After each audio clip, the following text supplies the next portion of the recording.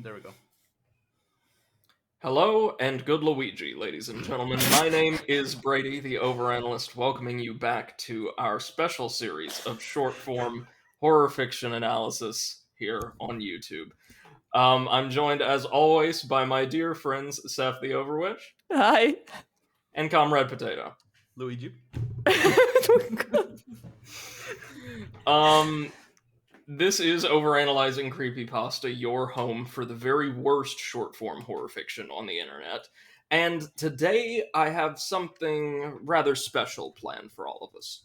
Now, for the first half of the program, we are going to be looking at an older, relatively well-known creepypasta once again. As I said, for the first few installments of this relaunched series, I want to focus on more, be generous and say venerable creepypasta, those ones that have endured in some corner of the internet or another for the better part of a decade. Just to kind of give us an idea of what some of the foundations, what some of the more well-known stories from the big creepypasta boom of the late 2000s, early 2010s was really like. And just as an aside, I'm going to try throughout the duration of this series to avoid covering anything that's like less than a year old, because as much fun as we have with this series, we do acknowledge that a lot of these authors are new to the craft and they're trying to learn and grow and develop, and I personally don't feel like it'd be right, unless it's something just beyond the pale, something that we couldn't pass up, to have three people on the internet making fun of somebody, probably somebody younger, who's trying to learn as they do it. I mean, we are not laughing at them, we're laughing with them. That's right, of course. No one laughing at them. I'm not gonna lie. No, we were laughing with the God Toilet author. Oh, yeah. We were laughing at the Blood Whistle author. Yes. Also laughing with the Blood Recorder author. Exactly. Or editor, I suppose. But after that story has run its course and we've given our thoughts, we're going to be taking a look at the Creepypasta Wiki itself.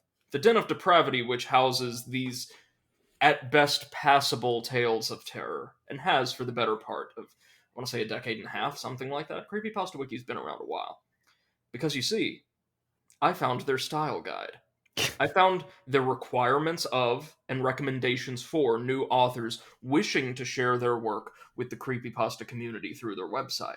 And friends, we're going to take a little look at one section of that tonight, just so you can get an idea as to the overall quality assurance guidelines and quality assurance practices one can expect on the wiki. Maybe we'll get some answers as to why we were able to find 3 or 4 terrible Mario creepypastas that were all essentially the same and all written about as competently. And you must put Mario in the creepypasta, but not Luigi. No. If you put Luigi, he must be hanged right away. That's right. No living Luigis. He's too powerful. We can't invoke his name. We have to defeat him in the story to banish him from this world. Oh, God. No, but from what I've seen, Luigi as a subject is banned on the Creepypasta Wiki. Wait, what? That is... Also Mario as well. I think anything anymore that's like similar to anything that's actually an intellectual property is no longer allowed. All the ones that have them are like old school creepypasta. That's correct. Or like historic. Okay, so because they don't want Nintendo to come and smack them down. Believe it or not, we have been reading from what can best be described as the Legacy Collection for the past few weeks. This is their museum. Wow. My only question, was its funding the work of the Illuminati? Alright, that said, let's actually dive into today's only real creepypasta. This one is not based around a video game, but is instead based on an American fast food franchise. I wonder which one. Yeah. Because we're really moving up in the world. Oh, yeah. That said, let's dive into... Well, before we do, today's story is titled The Ronald McDonald House. And are you guys familiar with what the Ronald McDonald Houses actually do? I don't know, sell burgers? No. Ronald McDonald House is a charity that is funded and managed in part by the McDonald's franchise. Oh, okay. I'm sorry, I don't know off the top of my head the exact nature of their activities, but they do have a great hand in like providing for the medical care and support of ill children, Oh, and okay. a number of other, I think, like programs for the provision of like the maintenance of youth. Like they do a lot of things to help kids, which Mm-hmm. is genuinely very, very noble, benevolent work. And Right. today we're going to see the name of that charity invoked for a piece of shit online horror story. Woohoo! I hope y'all are ready. You got your burger eating hats on. No, Yup. Brady, that's a McPiece of shit horror That's story right. for you. God. No, I didn't order a fillet of fish. What are you talking about? All right, Any whoosies? let's dive right on in to Ronald McDonald House. Now, something impressive about this story from the jump is there's actually a couple scene breaks inserted into the text. Scene breaks. Yeah. Interesting. I'm sure you've heard of the Ronald McDonald House charity. They provide housing for families of sick kids when they're in the hospital. Yeah, that's true. So, seems pretty innocent, right? Yes, this is an organization that does good work, and you're about to defame it for a horror story. Yep. Well, there's another side to the charity. There's another type of Ronald McDonald House, one that not many people know about. There's one in most big cities. You won't find it by looking for it. It doesn't have an address. It doesn't have a sign above the door. It doesn't even have windows. No, you'll only find it. The only way you'll find it is if you're taken there. That's how I found it. Thank you for the clarification. Also, most of those sentences we just read are in what I would best describe as micro paragraphs, 1 to 2 sentence separate paragraphs, which seems to be the predominant mode for much of this story. The author uses very, very, very short paragraphs. Just something to keep note of. Scene break. I've never met my real parents. I've been in and out of foster families and group homes here in Detroit since I was a kid. I'm 15 now, in what they refer to as a all caps bad kid. All right. Always causing trouble, always getting thrown out and placed with another unsuspecting do-gooder who thinks they can help me. I always prove them wrong. Do we have an edgelord narrator, friends? Yeah. All right, sorry. My caseworker sat across the black metal table, looking weary and frazzled. On the table between us was a thick, letter-sized brown envelope. Thick. Semicolon. My case file. So kudos for trying to use proper punctuation, but that should have been a regular colon. Like, he's so bad as such an edgy kid using semicolons. Oh god, Wow. I need to do a voice. I've only got like 3 of them, so. Shadow the Hedgehog is gonna work perfectly fine here. Well, your reputation has preceded you, she said. And now you only have 2 options. Military school in Lansing, or the Ronald McDonald House, which has miraculously cleared you for acceptance. Again, we have a semicolon where a colon should be. I applaud this author's attempt at using correct grammar and punctuation, but they're just a little bit off. Yeah. I don't have the patience for drill sergeants and 5 a.m. reveille. And how bad could a halfway house named after a fast food clown possibly be? Well, honestly, that premise alone sounds horrifying to me. Yeah, like that's not somewhere where I would send my children. Clowns are terrifying, No, dude. listen to this description once again. A halfway house, so like for the rehabilitation of criminal persons, named after a fast food clown. Yep. This sounds like the kind of place where people vanish and just end up as the next batch of chicken McNuggets. That's where the meat comes from. And I may be misremembering, but I think that's actually what the story's about. Oh god. Ronald McDonald House it was. Dark clouds loomed above me the day I climbed into the back of my caseworker's town car. Oh yeah, this is an edgelord. Yep. My few belongings in the backpack and the clothes on my back. Semicolon. That's all I could take. One of the few belongings I had was a photo album. filled with pictures of all the foster families I had been with. It was nice to remember some of them, even though I had royally fucked it up each time. I've had a few cases that went through the Ronald McDonald House, the caseworker said from the front seat. Things went so well for those kids. I never had to transfer them anywhere else. In fact, the house, capitalized, took over their case files and everything. We drove to downtown Detroit, past all the familiar landmarks. I had been thrown out of one foster home just outside town because I snuck into downtown Detroit with some neighbor kids to sneak into a dive bar. Good times. Younger than 15? Yeah. I don't care how crappy the bar is. You ain't gonna be able to get away with that. At least not here. Maybe he looks older. Maybe two of the children were standing on one another's shoulders, like yeah, and they had a big overcoat and like a fake beard. Yeah. Yes. I would like a beers, please. Which beers, sir? Beer? All of them? All of them? Yes. Let's see. Well, here we are. The car came to a stop. I looked out the window. We had parked in front of a tall, gray, windowless building, sandwiched between two other industrial buildings on a narrow city street. I noticed there was an address on the building to my left, and one on the right, but none on this particular building. Not even a sign. Yes, because if I'm a government agent charged with the welfare of children, this sounds like a perfectly reputable place to house them, am I right? Oh yeah, of course. An This is definitely not a murder house. Right. 14.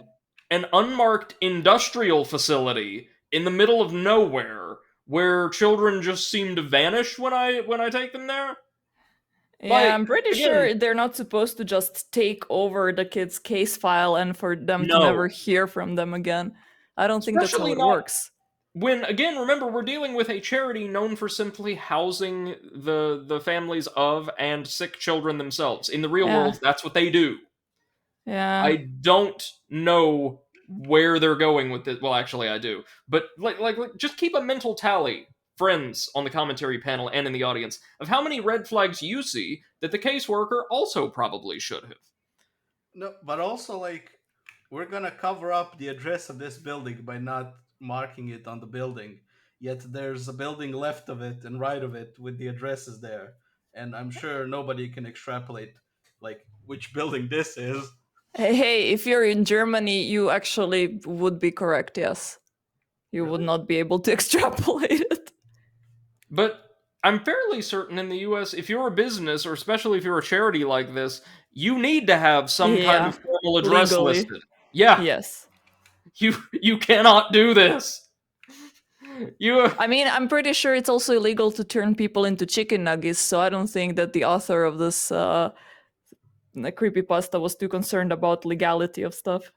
So, one thing I have to emphasize here is, as I'm sure you've seen so far, little minor issues with the grammar itself, or not grammar, the punctuation and actual composition aside. The story isn't written terribly in terms of tone, in terms of all that. The premise is just ridiculous. Yeah, and also the kid seems to be like your average edgelord, like a 15-year-old that thinks that every girl is gonna fall for him if he's being edgy. Kind of and like by edgy, we mean sitting in the corner of the classroom, arms crossed, just kind of glaring. Yeah, exactly. Yeah, like by the which we really mean kid. sulking. Yes. But no, the premise here is we have an incorrigible child. Let's take him to the burger mages so they can detain him in like a gigantic industrial abattoir. This is so silly. I don't believe there are many premises that could not be executed well by talented authors, but this is about as close as we've seen so far. Let me see. Are you sure? I asked, hesitating as I opened the car door and climbed out of the back seat. I slung my backpack over my shoulder, clinging tightly to the strap. Not sure that's how backpacks work. And followed the caseworker up to the windowless metal doors. Yes, this is a good place to take children who need extensive care. She pressed a buzzer and spoke to someone inside, and the doors clicked to unlock. We walked in. As soon as the metal doors closed behind us, I noticed the pin drop silence. That's not a proper term. The phrase Oh. is so quiet you could hear a pin drop, but pin drop is not an adjective. Yeah, pen drop silence sounds like the silence that happens when you drop a pen, which makes no sense. Pin, Seth. Pin, not a pen. Oh, okay, that makes a little bit more sense, but still not enough sense. It was that sort of silence that is so oppressive and empty it almost deafens you. That makes no sense. Across the dimly lit lobby, there was a glass window with someone inside. Not on the other side of the window, mind you. Inside the window. A secretary. She was turned away, typing something intently. We walked over to the window. The caseworker rang a bell on the counter, and the secretary spun around in her chair. Oh, I've been expecting you. Each of the following 2 sentences is afforded their own paragraph for additional emotive weight. Her face was painted like a clown. Like Ronald McDonald, in fact. This kind of sounds like a kid's nightmare, you know, Yes! like somebody a kid dreamt of, and Yes, then he was it like, you know does! what, I better write this down because this is gold. Also, again, if I'm caseworker Maria in this case, Yeah. I see nothing wrong with this. Maria has had too much mushrooms. She doesn't give a shit. That's right. She's in on it, I guarantee it. She's never gotten over the death of her sister Louise. She even had the short, curly red hair. Otherwise, she wore a typical white nurse's dress. I wanted to laugh at how bizarre it was, but I couldn't. A chill swept down my spine. Yeah? That kind of reminds me of that scene of Joker in what was it? That Batman Dark Knight. Yeah. Like the yeah. Heath Ledger's Joker. In the hospital, right? Yeah. I don't know. But like, a fast food mascot. Yeah. Like, my reaction at all of that would be like, people like, this is all kinds of McFucked up. Can I go home? Can I go anywhere else? The army sounds pretty good. Can I go to the army, please? Yeah, it changed my mind. Take me to the army. Send me to Afghanistan at this point. I don't give a shit. Just well, no. But out see, of the here. problem is, you go to the military school and it turns out that you've been conscripted in the army of the Burger King. No. Like, there's no escape in this world. You have to fight for the king. Let's see. Something was not right. Well, no shit. No. This seems kind of suspicious. I watched as the nurse and my caseworker interacted. Semicolon used properly here. Paperwork was passed through the window. The caseworker slid my case file under the glass as the nurse slid her some papers to sign. As my caseworker signed the papers, the nurse looked at me. Her smile should have been warm and welcoming. ... This one goes 1 ellipsis beyond. But all I saw in her eyes was hunger. I can't stay here, I stammered loudly. Take me to the military school in Lansing. All caps, please! What's the matter, sweetie? The nurse asked, her voice muffled slightly by the glass. Afraid of clowns? I am now. I looked into her hungry eyes. Now there was a malicious glint as she laughed. My caseworker laughed too, obliviously, and said,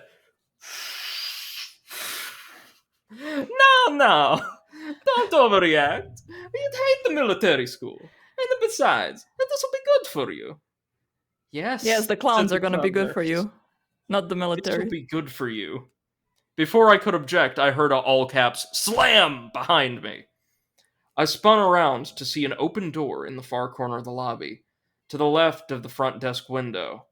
There was no one there, just the light that flooded in from the door. Yeah, this is fine. I'm probably not gonna get, censured by my boss for taking children here and being like, these are their parents now. Really? Really? I'm sorry, I know I'm harping on this a lot, but this premise is so ridiculous for an otherwise serious and ostensibly emotionally evocative horror story that I cannot suspend my disbelief sufficiently to engage with it on its own premises. Maybe that's my failing as a reader, but I just can't. No, this is completely believable for me. I believe she's in on it, and she's doing it for a lifetime of Big Macs. Of course. Let's see. Then the creeping shadows, shrill, echoing laughter, and growing shadows along the wall inside of the door. Oh, said the caseworker. Here comes the welcome committee. As I What? as I stared in horror, clutching the strap of my backpack, my caseworker patted me on the shoulder for the last time. Don't worry, honey. It'll be different this time. You'll feel right at home here. I promise. You know what, Mate? I think you're right. She is in on it because they've mentioned before she's brought several children here. Yep. Oh no. She's in on it. She turned to leave. I felt bile churning in my stomach. No! I said desperately. You can't leave me here! Oh no, I forgot to get going. I never did like clowns. And with, Bitch. and with that, she left me there. The metal doors slammed behind her, and I was alone. I faced the open doorway by the front desk again. The shadows had almost entered the room, and the piercing laughter was filling the lobby with sound. I ran for the front doors, pounded and yanked and pushed and screamed. Screamed for help. Screamed for my caseworker. Screamed for all caps. Anyone, please, God! I love their use of caps to indicate all forms of intensity, whether it's Yeah. screaming, whether it's just like a particularly emotive phrase, just caps everywhere. Please. I turned to see the nurse behind the glass smiling at me again, and then they entered, laughing all the while. A whole group of laughing nurses with clown faces and red hair. Some male, some female, but all with the same terrifying Ronald McDonald makeup. And in the dim light of the lobby, I could see the glint of metal tools in their hands. Coming up the rear was a pair of clown nurses rolling a metal table, complete with restraints. Yeah, this seems on the up and up to me. Mm, I think you're right though. This does sound like a nightmare a child would have. yeah. Get the fuck away from me! I screamed. I pounded at the metal doors again. Let me out of here! They surrounded me, grabbing me as I thrashed and screamed and tried to tear myself away, laughing as I kicked and squirmed. They slammed me onto the rolling table and strapped me down. I looked around wildly. I was surrounded. Let me go! I screamed, twisting and turning and pulling at the restraints. They rolled me through the open doorway and down a seemingly endless white hallway. They laughed and laughed and laughed. They waved their shiny scalpels and razors and needles mere inches from my face. Hold on, do I have anything to illustrate that with? What I'm imagining, at any rate. Maybe not. Like,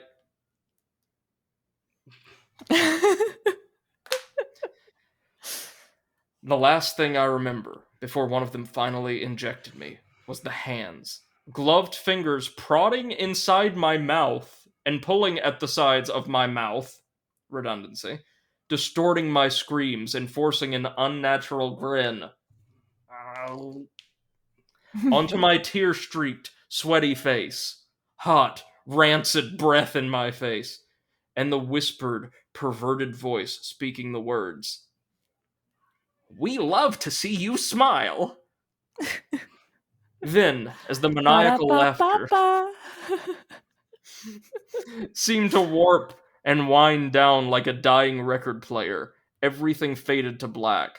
So, this author's descriptive capabilities are maybe not superlative, but they are better than a lot of what we've seen on the wiki so far. I have to give Sure. credit where it's due.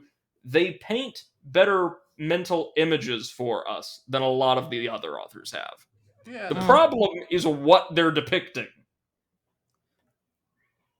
Thoughts about this so far? We're about at the halfway point, more or less.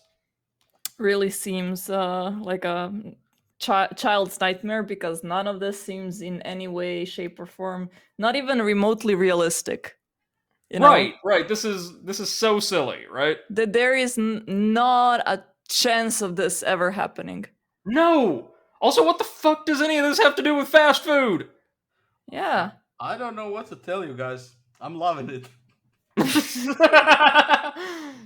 I opened my eyes, and I was blinded by bright lights above. Oh, there was actually a scene break there, just FYI. Shielding my groggy eyes from the fluorescent bulbs, I turned on my side and looked around. A cell. Tall white walls, covered in scratch marks and stains. A small drain in the corner of the floor. Semicolon. My toilet, perhaps. Sure. A door with no windows, and on the floor by the door, my backpack. Yeah, so now we're just in like we're like in a enhanced interrogation camp, and all of this is perfectly believable, I guess. I tried to Apparently. sit up. My body ached, and the moment I sat upright, my vision started spinning. Wonder what they drugged me with. Period. That pretty sure that sentence doesn't make sense grammatically, but Yeah, well. I realized I was shivering. I looked down. I wasn't wearing my own clothes anymore. I was wearing a dirty, ripped hospital gown, bright yellow, with a pattern of Ronald McDonald heads all over. And with the butt Nothing exposed? underneath. That's right, butt exposed. Okay. I heard faint, muffled sounds from somewhere in the building. It sounded like screams. I tried to stand, but couldn't keep my balance. My vision was beginning to stabilize, but my body still felt like rubber. I sank to my knees and crawled over to my backpack. Before I got there, I tried to open the door. As expected, it was locked. I slumped onto the floor beside my backpack and unzipped it. All that remained inside was the photo album. They had taken my notebooks, and pens, and my cell phone. Of course they did. Oh, get ready for some ellipses, y'all!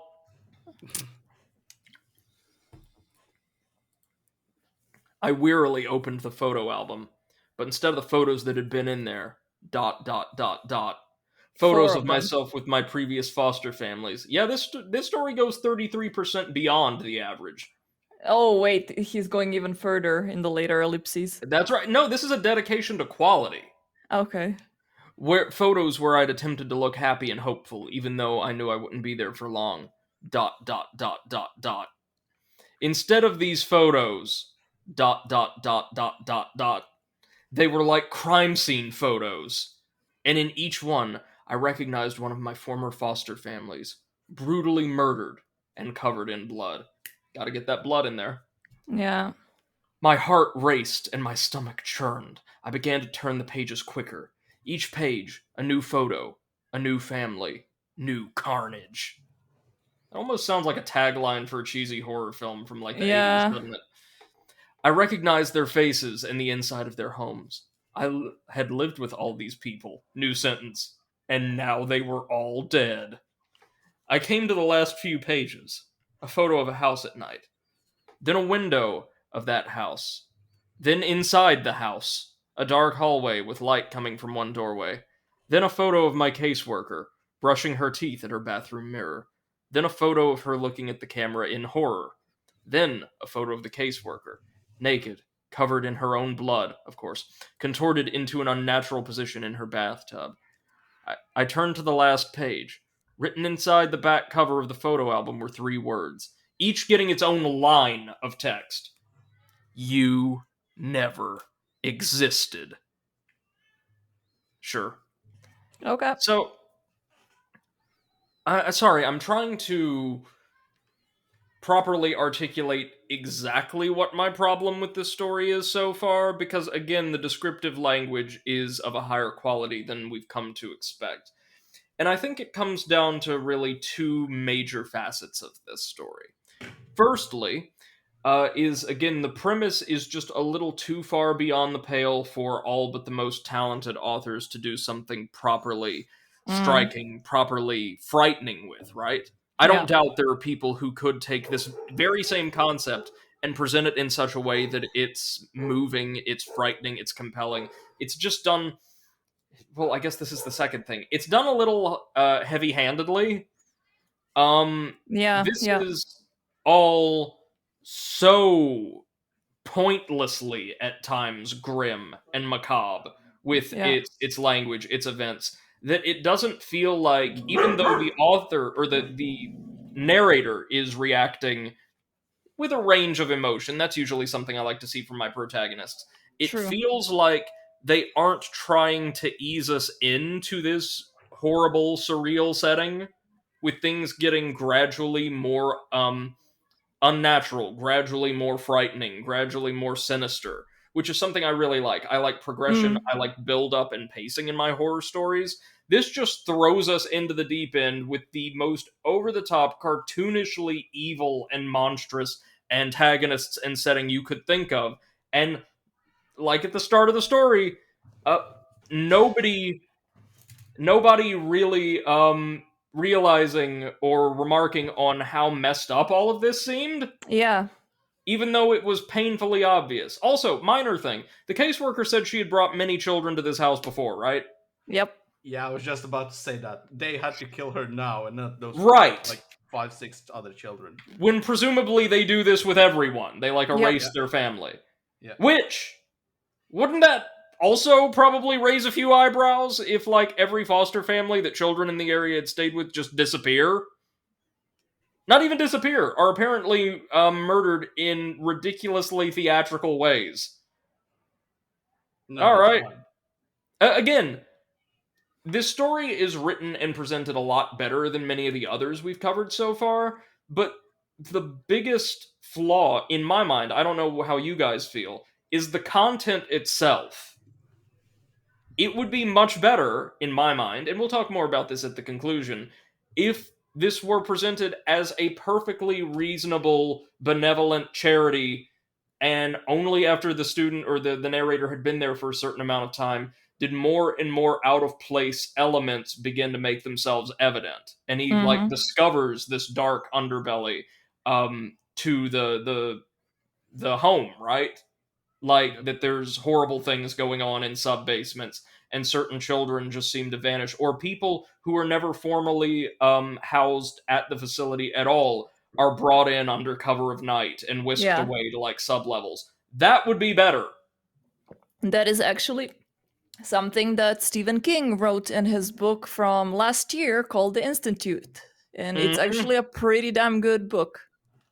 So what you're saying is Stephen King read this and thought I could write this. I could Yeah, write this, he but good. he took this premise and made it an actual plausible book. He could do it. He could do it. He can do it. Let's see. I felt bile rising in my stomach. I threw the book to the ground and crawled over to the hole in the floor and vomited. Reminds me of the time I had to read. Oh God, what was it? All like 300 some odd pages of the Portrait of Dorian Gray for like high school Oh, lit class. It was why? just a painfully boring book. Uh, Well written, but just um. yeah. I heard more faint. Or wait, hold on. They were right. Having killed everyone who ever knew me, it was as though I never existed. Pretty sure that's not how it works. But okay. No. Also, why don't the McDonaldites go like kidnap all of these people too if they're using them for some nefarious purpose? Why just go to all this for one subject? You know? Yeah, like why is Yeah. he so special? Why kill like 50 people instead of just like abducting a homeless child that nobody cares about? Exactly. We'll talk about that too. That's another way you could fix this.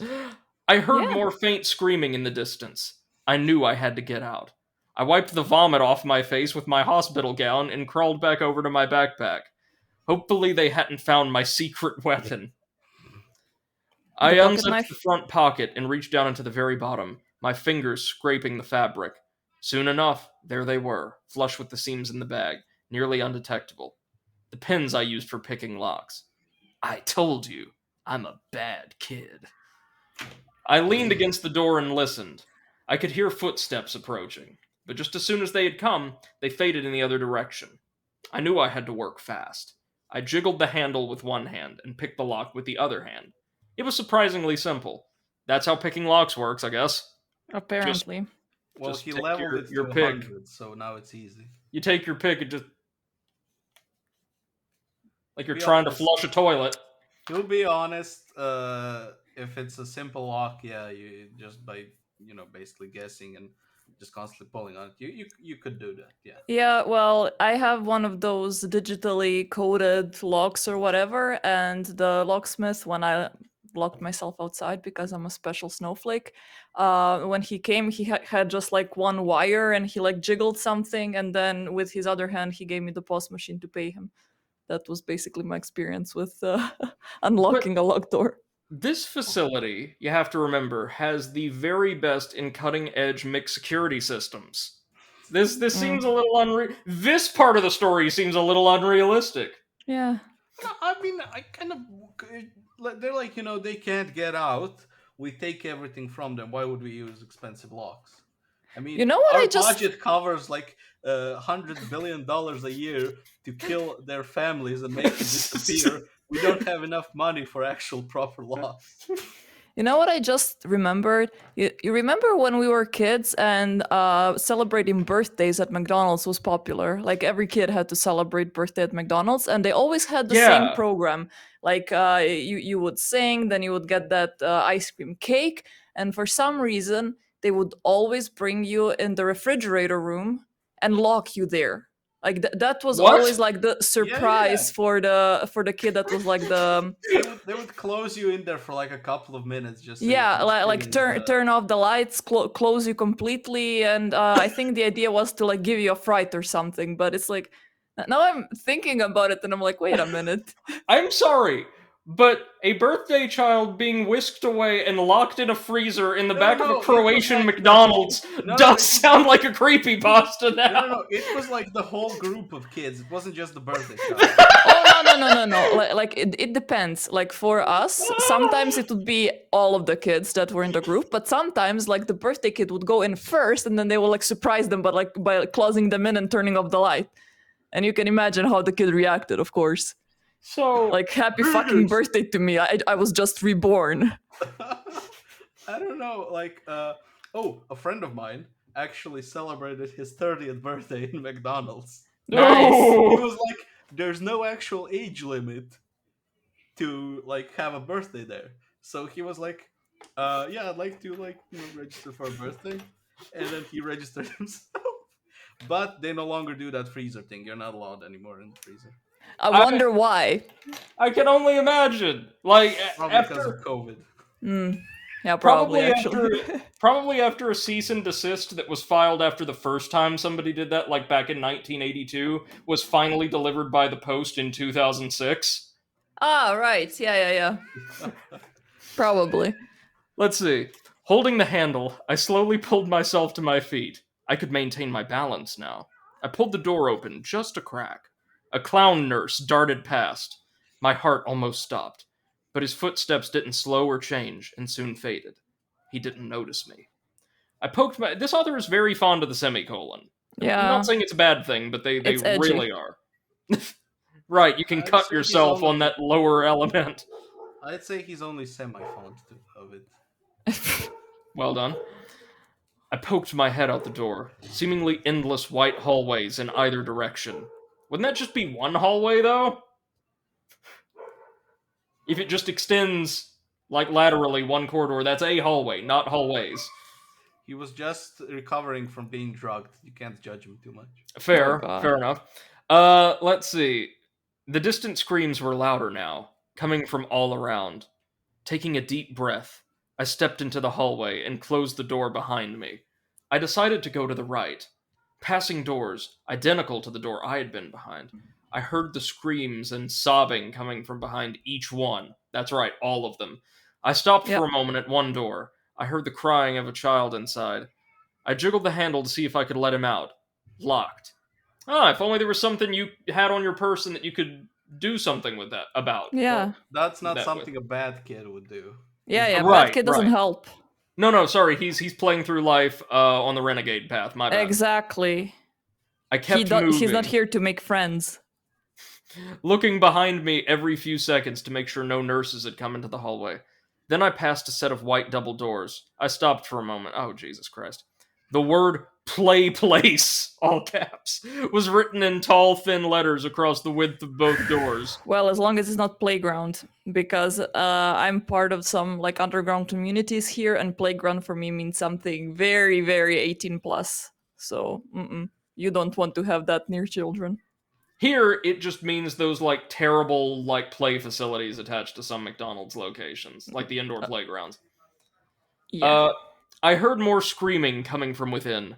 The screams of multiple people. New sentence, so really a sentence fragment. And laughter. The insane, shrill laughter of the clown nurses. I shuddered. I was afraid to find out what sort of torture was happening inside, and I knew I had to keep moving. So, again, I appreciate the extent to which the author is going to preserve the theming of the Ronald McDonald House, but it seems like genuinely frightening imagery is continually having its impact lessened for me every time Yeah. they remind me of something from the McDonald's down the street from where I grew up. Yeah. Like, this is so silly. I can't take it seriously. I saw a door ahead with a stairway symbol. I headed for it. As I opened the door, I glanced behind me and saw two clown nurses emerging from the play place room. Play place now, as a single word, but with both play and place capitalized. You know, as the trademarked, I think, concept from McDonald's restaurants is. Play place TM. Their white nurse outfits were covered in streaks of blood. I quickly shut myself into the stairwell, hoping they hadn't noticed me. The stairwell was dimly lit, with cement walls and rusty railings. It's McSilent Hill. I looked behind at the door I had just closed. There was a red number 5 on the door. Semicolon, sorry. So I must be on the 5th floor. I decided I had to get to the ground level. Each footstep echoed as I began to descend the stairs. I couldn't hear the screaming anymore. Just a low, deep humming sound, like pipes in the walls. It was a welcome respite. I finally came to the door numbered 1. The staircase seemed to descend a few floors lower, but I stopped here and slowly peeked through the door. I will say this is the first instance we've seen maybe so far of a creepypasta protagonist who has at least some modicum of common sense. Yeah. Normally, they would just, like, get so terrified, but simultaneously so fascinated that they would spend hours exploring this facility and end up getting caught by, I don't know, a security guard dressed as the Grimace or something. But they have a little bit of, reason because they're the bad boy TM. Right. No, but I'm kind of disappointed that he hasn't gone Kevin McAllister on their asses by now. Ah, right. Right. Set up a bunch of traps for the Ronald McDonald guards. His secret thing hidden in the backpack was actually a tarantula. His best friend, James. Oh God. You know what? All this story needs now is like Joe Pesci as Mayor McCheese. Ay. What the fuck, Ronald? I can't keep covering for you. You've got to go underground. Let's see. I stepped through the door and walked into the hallway. I noticed I couldn't hear any screaming on this floor, just the buzz of the fluorescent tube lights above. I came to the end of the hallway and another set of double doors. A large red cross, the kind you'd see on a lifeguard stand or a first aid kit. Or, at a hospital. Also, instead of a standard M dash to separate these clauses, they use 2 sequentially. I'm not entirely sure if that's correct. I don't believe it is. Was painted across the width of the doors. I pressed my ear to the door. All I heard was a slow, rhythmic pulse, like a machine at work, and faintly, a beeping sound. ... Like you'd hear in a hospital room. Ah, right, so... The ECG machine. That's right. I knew I shouldn't open the door. I knew this wasn't the exit, comma. But I'm a bad I knew boy. I should keep looking. Hold on. They separated I knew I shouldn't open the door, and I knew this wasn't the exit, with a period, so they're separate sentences. But I knew this wasn't the exit, and I knew I should keep looking, or separated by a comma. Now, I think they were trying to invoke a literary device which involves the sequential use of several short staccato sentences. But since they used a comma incorrectly instead of a period to separate the second and third, it fails. I don't know. Be consistent with your punctuation, man. You're so consistent with those semicolons you throw around everywhere else. But I had They're wrong, but they're consistent. Well, there went the Good Common Sense Award. Yep. I turned the handle. It wasn't locked. Sure, why not?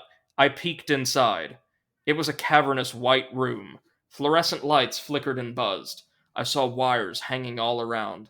Dot, dot, dot, dot, dot. And, dot, dot, dot, hanging from the ceiling. In rows. Dot, dot, dot, dot, dot. Kids. Kids in hospital gowns like. I'm sorry, I just read the rest of the paragraph.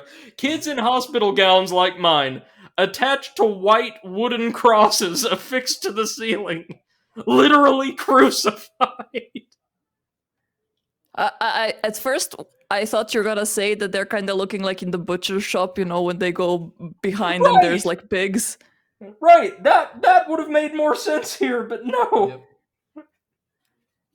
Apparently the Passion of the Christ. Yeah, I was gonna say not only they worship Ronald McDonald, but Jesus apparently as well. So Ronald McDonald's middle name is obviously Judas.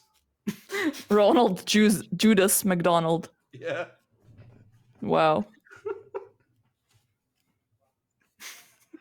Please keep going. I'm sorry, my mind just flashed with a series of extremely poor taste jokes about the connection we could draw here, but oh, please don't be shy. Yeah. I was going to say, what did they did the McDonald Legionnaires walk up to each child and feed offer them like filthy Coke on a rag as a drink? And Judas betrayed Jesus by going to Burger King.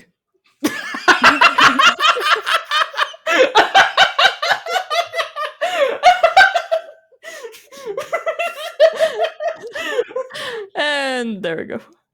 No, he sold him out for 25 French fries. Oh man, not even the large ones. Nah. Oh my god, Martina, that was good. That might be the joke of the episode. Well done. They were silent, their heads drooping forward, their eyes either closed or staring at nothing. Some seemed to twitch a bit, but most were still. Their crosses swung back and forth very slightly.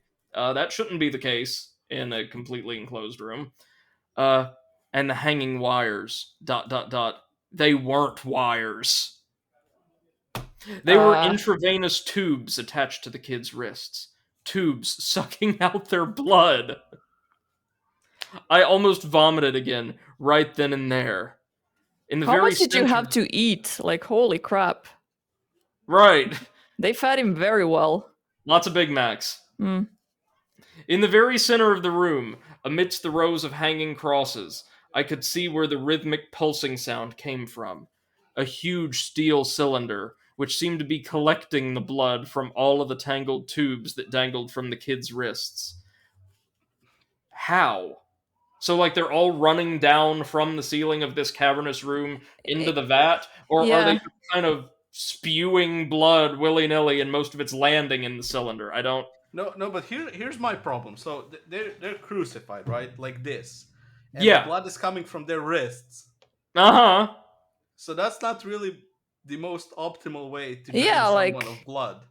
Look, you should hang them upside down. Not that I've researched. McDonald's does things economically, not always the most efficient way. I guess they had a bunch of crosses lying around, so they were like, you know what? We could reuse them. Let's recycle. Yeah. Or they had a bunch of wood that was going to go into the McNuggets, and they were like, no, tell you what, we can improve our blood harvesting operation. If we use this... We're recycling. No, the crosses were left over from a Happy Meal promotion, and they had to use it somehow to not throw it. Yeah. Exsanguination. I opened my mouth, ... to scream? To cry out in anger? All I could say is, what the fuck? That's when the alarms began to sound. Loud, piercing, like the police sirens of hell.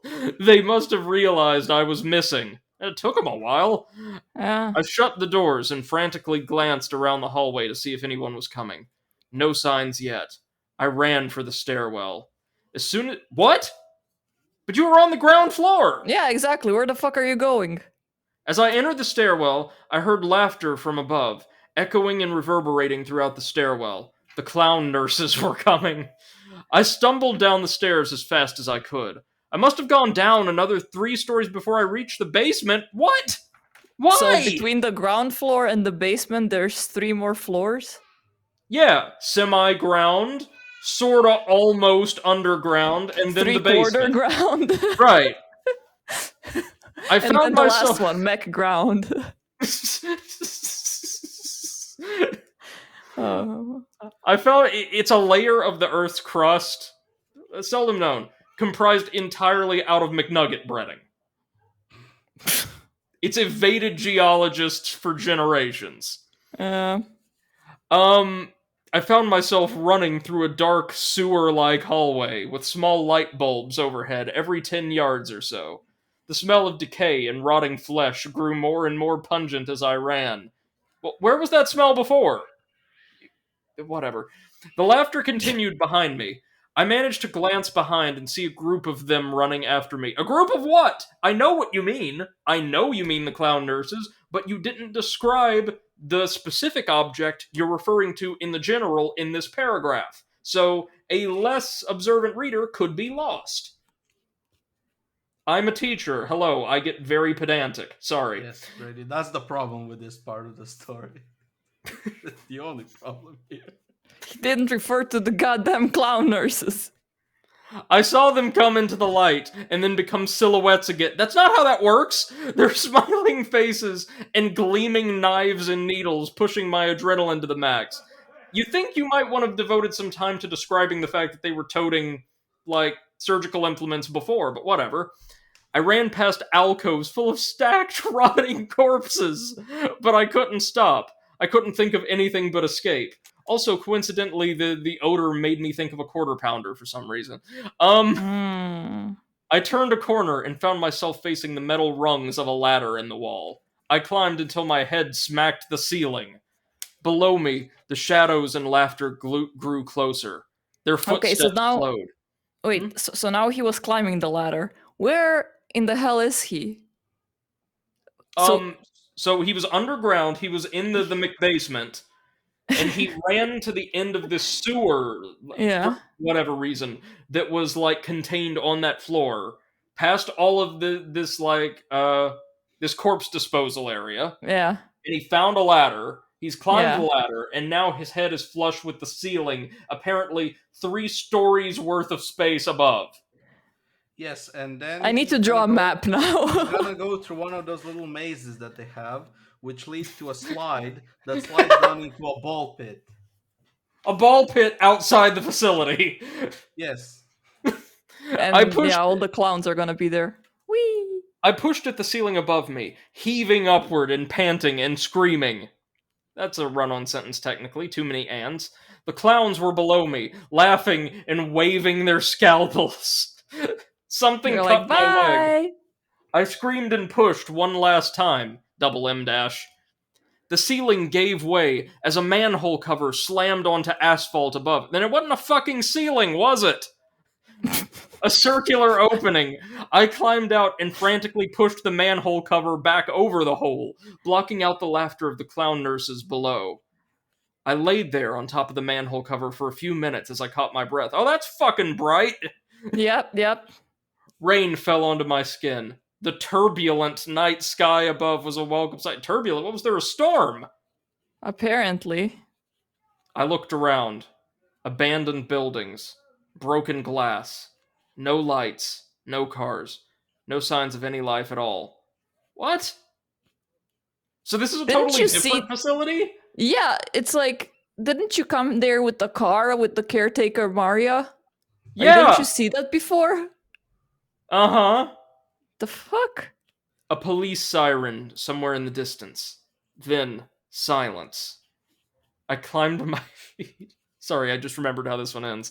Pain shot through my leg. I looked down and saw the cut on my ankle, where a clown nurse had slashed me. Bastards.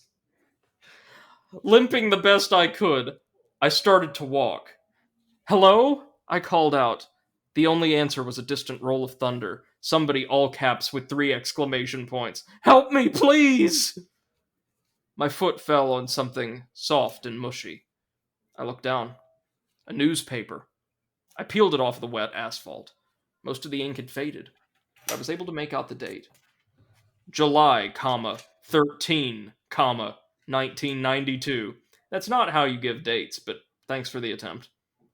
I dropped it, an icy dread filling my stomach. I kept walking. Can anyone hear me? I screamed. Please! Anyone! ... Please! ... My words faded into delirious sobs. I stood still for a moment. The rain had soaked through my thin hospital gown. I shivered as the wind blew. Y'all ready for this? Then I saw a light in the darkness. It was a big yellow M in the sky. A McDonald's. Of course. I limped toward it. Was this creepypasta sponsored by McDonald's? No, was this sponsored by like Burger King or one of the other competitors? Like this Probably seems like Wendy's. corporate propaganda. This Mm, seems like something Wendy's would do. yeah. Yeah. On Twitter. They got big into the viral marketing pretty early. I see you, Wendy. I see you. At the end, he gets surrounded by the clown nurses, and all of a sudden, Wendy appears and just kills them all and saves the kid. Yeah. When I came to the McDonald's, I saw that apart from the M, the rest of the building was completely dark. I walked cautiously toward the broken windows and looked in. Darkness. Why? Why Yeah, would he's you not approach the surprised. fucking McDonald's? That's the last place they would look for him. Also, he's a bad kid. Also, he Also, probably only has $1 and he's very hungry and he I was can about find to something at say, McDonald's. that value menu McChicken, I know everything I've been through, but damn. Those nuggets. I turned and surveyed the Play Place outdoor playground, also properly capitalized, once again, gotta stay on brand. 10-foot tall structures of colored tubes for kids to crawl through. Sitting at one of the benches was a familiar figure, the Ronald McDonald statue. You know, the one where you could sit beside him and it looks like he's got his arm around your shoulders. Every kid has seen it. I shuddered at the sight. The doors were unlocked. I walked in, out of the rain. Silence. Darkness. I noticed that the decor wasn't like the modern McDonald's you see. It was still the same as it was in the 80s, with the white plastic booths and the red and yellow tiles. The wind seemed to whisper through the broken windows. I noticed something on the front counter. A black rectangle. I got closer. A laptop. A nearly new laptop. I let out a soft, delirious laugh. I knew what I was supposed to do. So I took the laptop outside and sat beside the Ronald statue. I opened the laptop and began to type this story. The rain is falling on the keys, but I don't care. There's nothing left to do now but wait, because I've been noticing, out of the corner of my eye, ... The nurses. Ronald is trying to look over my shoulder. He's laughing now. All I can do is join him. And we get a photo of a Ronald McDonald statue at night. Okay, that's the end. Okay, that statue is scarier than this entire creepypasta. I have to admit, I don't remember them that creepy, and I'm kind of surprised I don't have a clown phobia from stuff like that when I was a kid. Also, that was the ending somehow was 1,000 times worse than everything building up to it. Yeah. So Let's see some one of the comments one of the comments, I think encapsulates the creepypasta wiki audience in a nutshell to me. That made no sense, but it still intrigued me. Not gonna lie. To which someone responded, "Fair enough." So it was nonsense, which it was, and completely incomprehensible at times, but good. Friends, do we have any standards here? Well, we're about to find out. The answer is no. Oh, I like this. There is one comment that posts a picture of that statue during daytime, and it's like a completely normal, funny-looking statue. And then I think to myself, okay, that would be genuinely terrifying in the night. And who the Sure. fuck thought this was a good idea? To Right. be honest, the nighttime statue looks like the face is maybe a tiny bit edited to make it look Could be, creepier, yeah. Let me or see. it's I just a like this. terrible Somebody camera. commented, honestly, dot, dot, dot, not the worst thing I've read on this website, parentheses. Then again, that's not saying much. After all, I've had the misfortune of reading Sonic.exe round 2 and Clockwork, Your Time Is Up. But its biggest drawback is the simple fact that it isn't scary. Clowns just aren't a very scary theme in a story unless you're deadly afraid of them. Uh, and I'm willing to bet that there are very few here who are afraid of clowns. The story didn't have much potential as a horror piece, but you definitely have potential as a writer. Keep on writing and keep on improving, guy. Yeah, yeah, Yeah, that's a fair, rather generous assessment of the story. yeah. I agree with that. I found this one comment saying the food is people twist stopped being scary 40 years ago, and somebody else wrote Joker origin. What? Nah. Somebody says, why does the ending remind me of Little Nightmares 2? What? Okay, I have found this one comment that is like actually making a pretty good analysis of Mm-hmm. what's wrong. So he wrote, "Where do I begin? 1. The bad kid who always fucks up and doesn't care about anything but himself and being badass carries a photo album with photos of every single one of the dozen former foster families in it. Mm-hmm. Yeah, Number that's 2. that's a fair point. The facility has clowns working every single position of their super secret office located next to two working factories because who gives a shit about discretion and secrecy? Yep. Yeah, 3. that's Nobody from the working factories had noticed weird shit next door. right. And also nobody else involved with this over a period of years notices anything wrong with that or the scores of disappearances. Yeah. Number 4. The hallways and rooms have zero security cameras and no guards. Yeah, we just heard Also, about the nurses. yeah, the Uh, nurses who apparently wander the facility kind of at random and announce themselves by cackling at the top of their lungs constantly. Yeah. Number 5 is the murdering of about 50 or so people, including caseworkers, connected to every single kid really necessary? And don't caseworkers notice the other caseworkers vanishing? That's hundreds dead.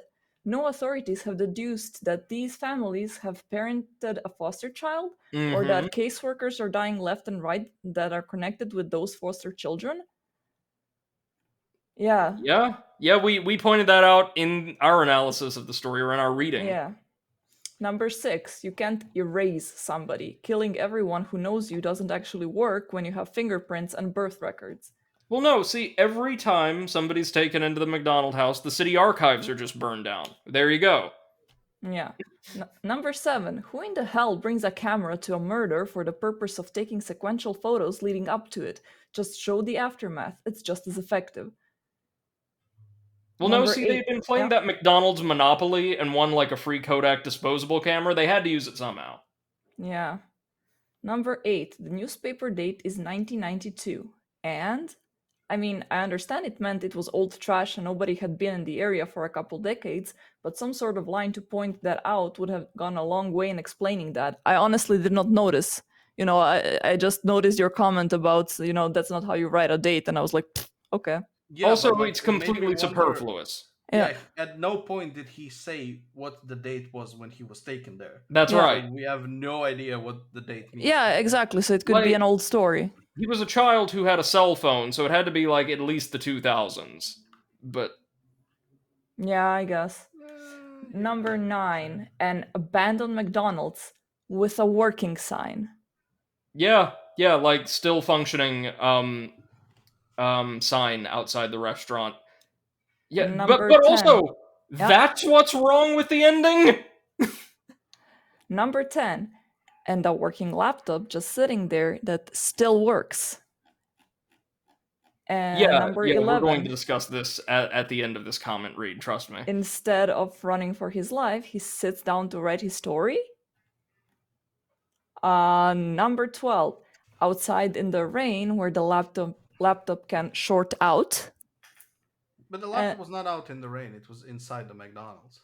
No, he was sitting He outside with sat Ronald. outside Oh, on the bench of with course. Ronald Yeah. McDonald. Yeah, and that's- apparently, considering he said that the sky was turbulent or something, that means that there was a storm, so it wasn't just like a few raindrops. Yeah.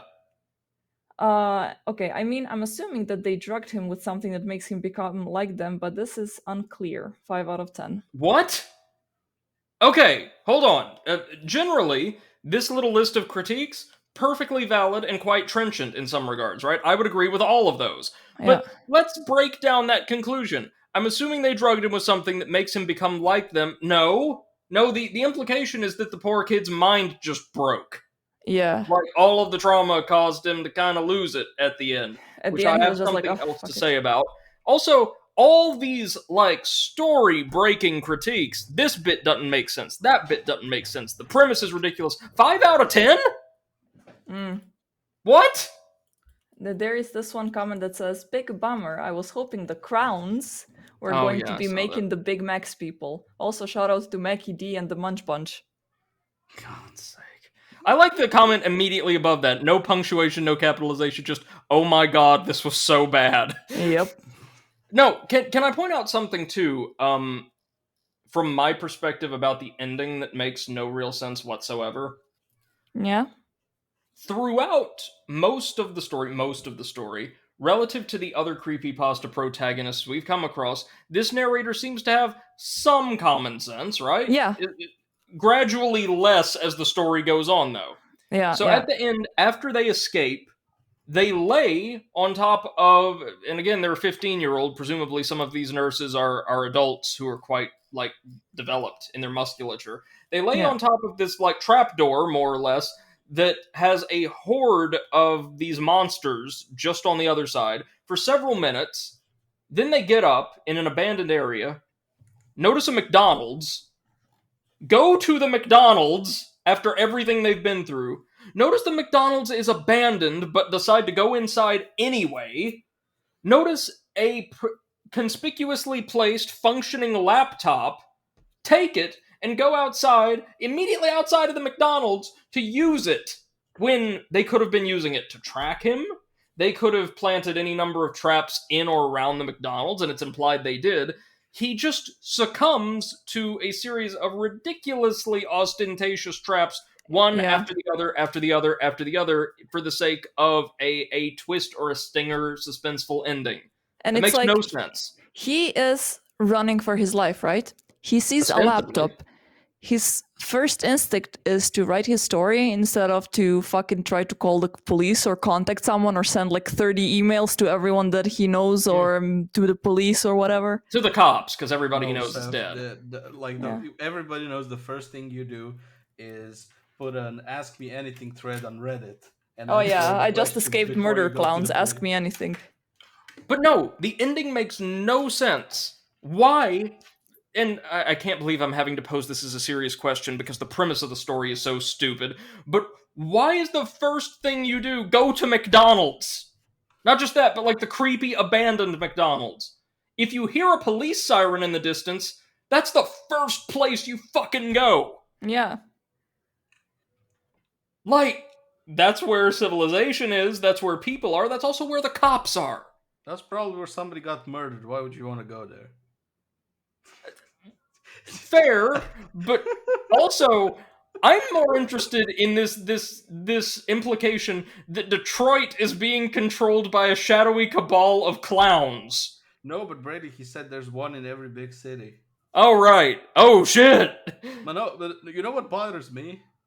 So, good old Mickey D sitting like right next to him, looking over his shoulder, looking at everything he's writing, and not saying anything about his bad grammar. Yeah. No, dude, no, dude, no. Just no. Hey, No, Mate. That's not look, how you spell it. He's a professional clown. Clearly school didn't go so well for him. Yeah. He didn't notice the mistakes. Right. We don't even know if Ronald McDonald ever learned to read, okay? His story could be very sad. But no, I would prefer an ending, like, if you want to lean into it, like, you know, the kid makes it out, and he gets some help, and he's writing all this from the relative safety of a Burger King. You know? Yeah. Like, he defected. He made it out. No. He he got out, he got rich, and started Burger King Oh, An as a origin revenge. story. to keep him Yeah. safe. That's amazing. We could write a better version of this creepypasta, I think. Let's see. Somebody else reviewed the story thusly. Grammar 10 out of 10. I mean, the comment itself has some improper grammar, so that's I can see that. That's Characters 5 out of 10. Sure. Setting 3 out of 10. Huh? I will challenge that. I actually think the setting they described, bereft of the context, right? But like Yeah. the medical facility with this oddly childish bent to it and all kinds of processing and corpse disposal facilities wasn't great, but it's not below average by the standards of a It's creepypasta. That's at least a definitely 5. not. It's definitely not below the characters, because Right. that caretaker was questionable at best, and the main character is just And the characters bad effectively boy. don't exist. Yeah. No, Yeah. but listen to this. Like the comment above the one you were reading, Brady. It was good until the crucifixion. Was that someone reviewing the creepypasta or Jesus reviewing his time on Earth?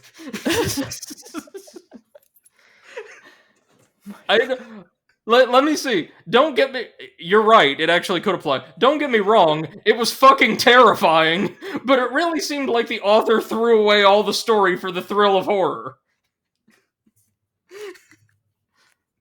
Oh Lord. But I suppose that's what happens to most creepypastas. Okay.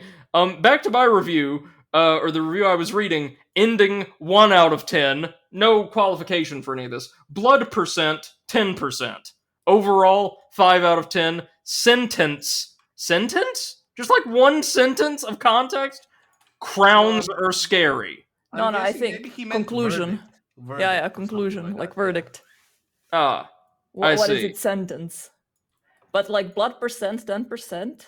I would disagree. I mean, those guys were getting milked or For 100% exsanguinated. of their Exsanguinated. blood. Yeah. Yeah, so that was 100% of blood. No, we established that they were doing it unoptimally, so maybe they were only removing 10%. That's fair. That's fair. So my question to you guys then is what are your thoughts and verdicts or sentences on this story? It was good until the crucifixion. No, wait, sorry, that's my review of the Bible. Sorry. Look, I don't know. I'd give it like a 4 out of 10. Like we've read worse, but this isn't like very good. And so what is it you think that really kind of weakens the story? Because again, I think we're all in agreement in terms of how it's written, just sentence to sentence. The grammar is far from the worst we've seen. The Oh syntax yeah, is very actually much kind so. of decent. Yeah, like the whole writing style, pretty okay. The whole premise of the story, pretty bad. Really Yeah. bad, actually. Yeah. I would give it like a. You know what? I would give it like a 4 out of 10. Because the story actually had potential somewhere in the middle, because the setup was very bad. Like, it's absolutely shit. But then, when he was doing his entire escape and whatever, I was like, okay, this could lead somewhere. Like, let's see what. And he started a little bit with the build up, instead of just like tossing everything onto our heads. But then it just like shot itself. So, yeah. Had too much McDonald's. It had way too much McDonald's. So of course it shat itself. I'm sorry. I'm sorry, ladies and gentlemen of the audience. So I would actually give this one a 5 out of 10, being fairly generous, because I also keep in mind we have to attempt to establish a relative scale here. And compared to many of the other stories we've read, it does actually execute itself fairly well. Again, the composition, the grammar, the syntax, those things I would have to look at as a teacher are better here than they have been most other places we've explored. Yeah. Now, the second story we read, the Cochrane Lane or Cochrane Road story, Yeah. That one, if I recall, actually had remarkably strong grammar and composition, Yeah, better than yeah. this even. Hmm. But this is obviously head and shoulders above something like Blood Whistle. Mm, But the issue, as you guys pointed out, is just the concept and the fact that the setup, the establishment, is so remarkably poor. It transcends in its ridiculousness most readers' ability to suspend their disbelief, I feel. yeah, Um, and one thing I think that could have been done to correct a lot of this, and certainly not give us a good story, but one much stronger than it was simply significant reworking of both the establishment and the conclusion of the narrative.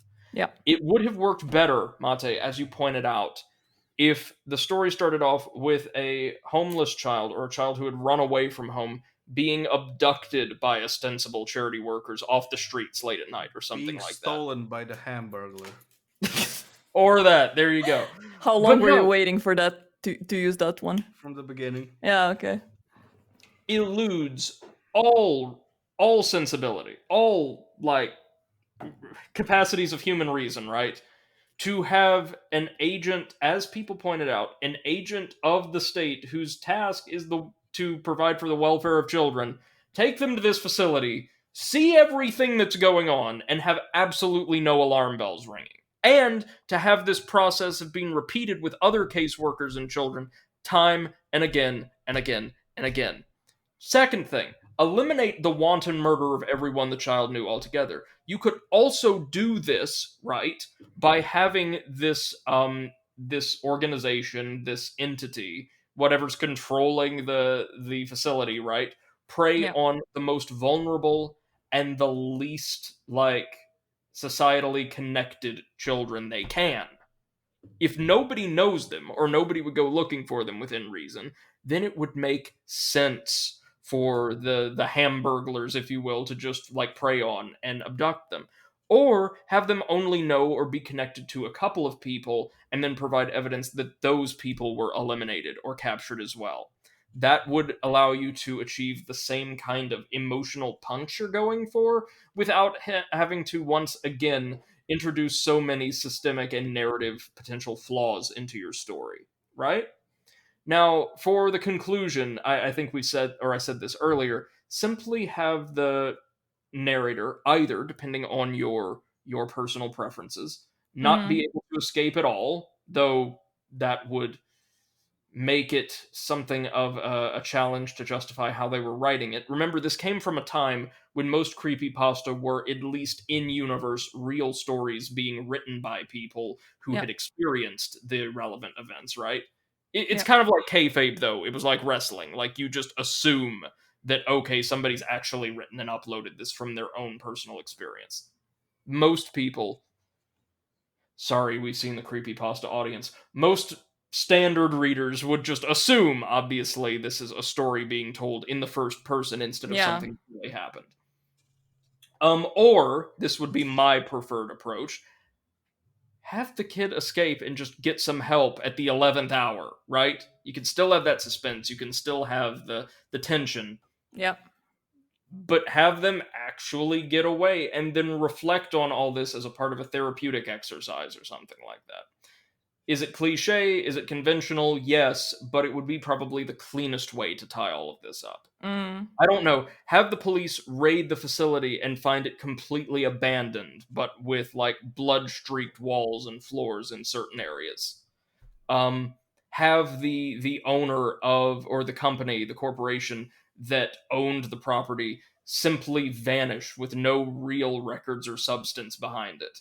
You could do yeah. things like that. And again, they're cliche, but at this point, considering all the other cliches you've invoked, I don't think you would cause yourself any harm by using a couple more to tie it up fairly cleanly. Yeah, but you know what was really bothering me? So they were like killing off everyone the kid knew as to Mhm. like make him be forgotten.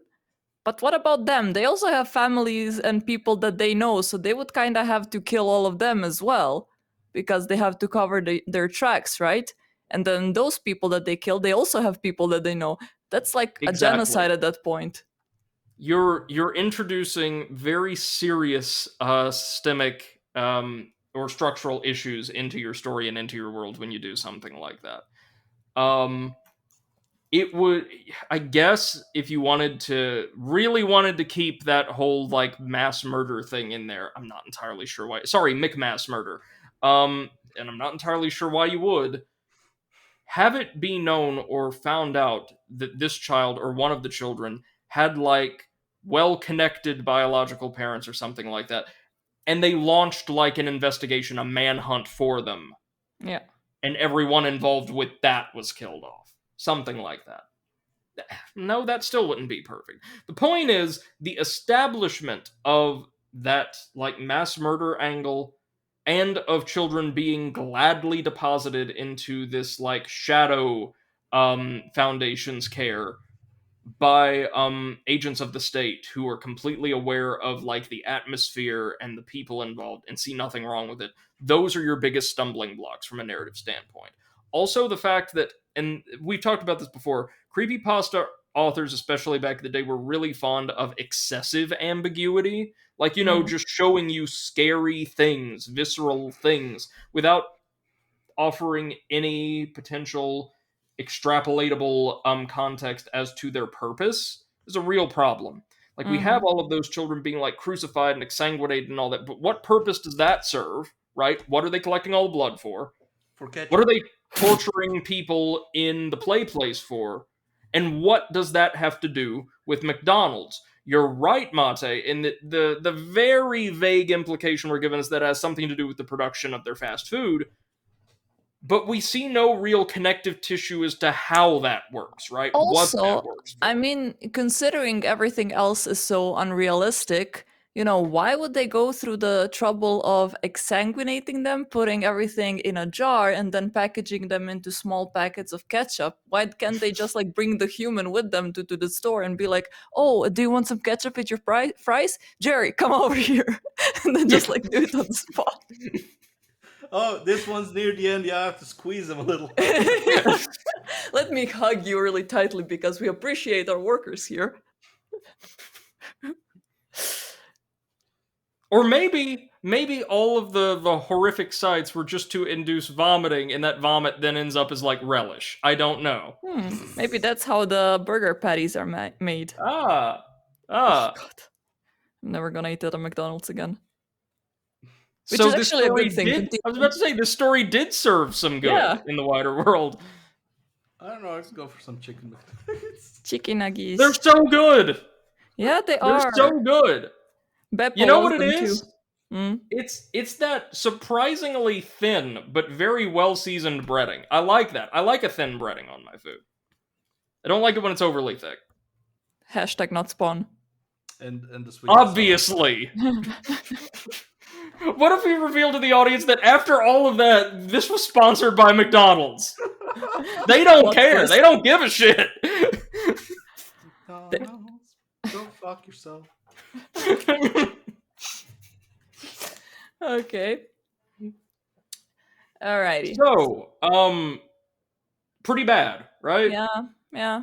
Not as bad as the ones we had last week, but pretty bad. No. Do you think it's possible as well that the suggestions for improvement that I offered would actually result in a story that, like you said, like with Stephen King's, could be very slightly good?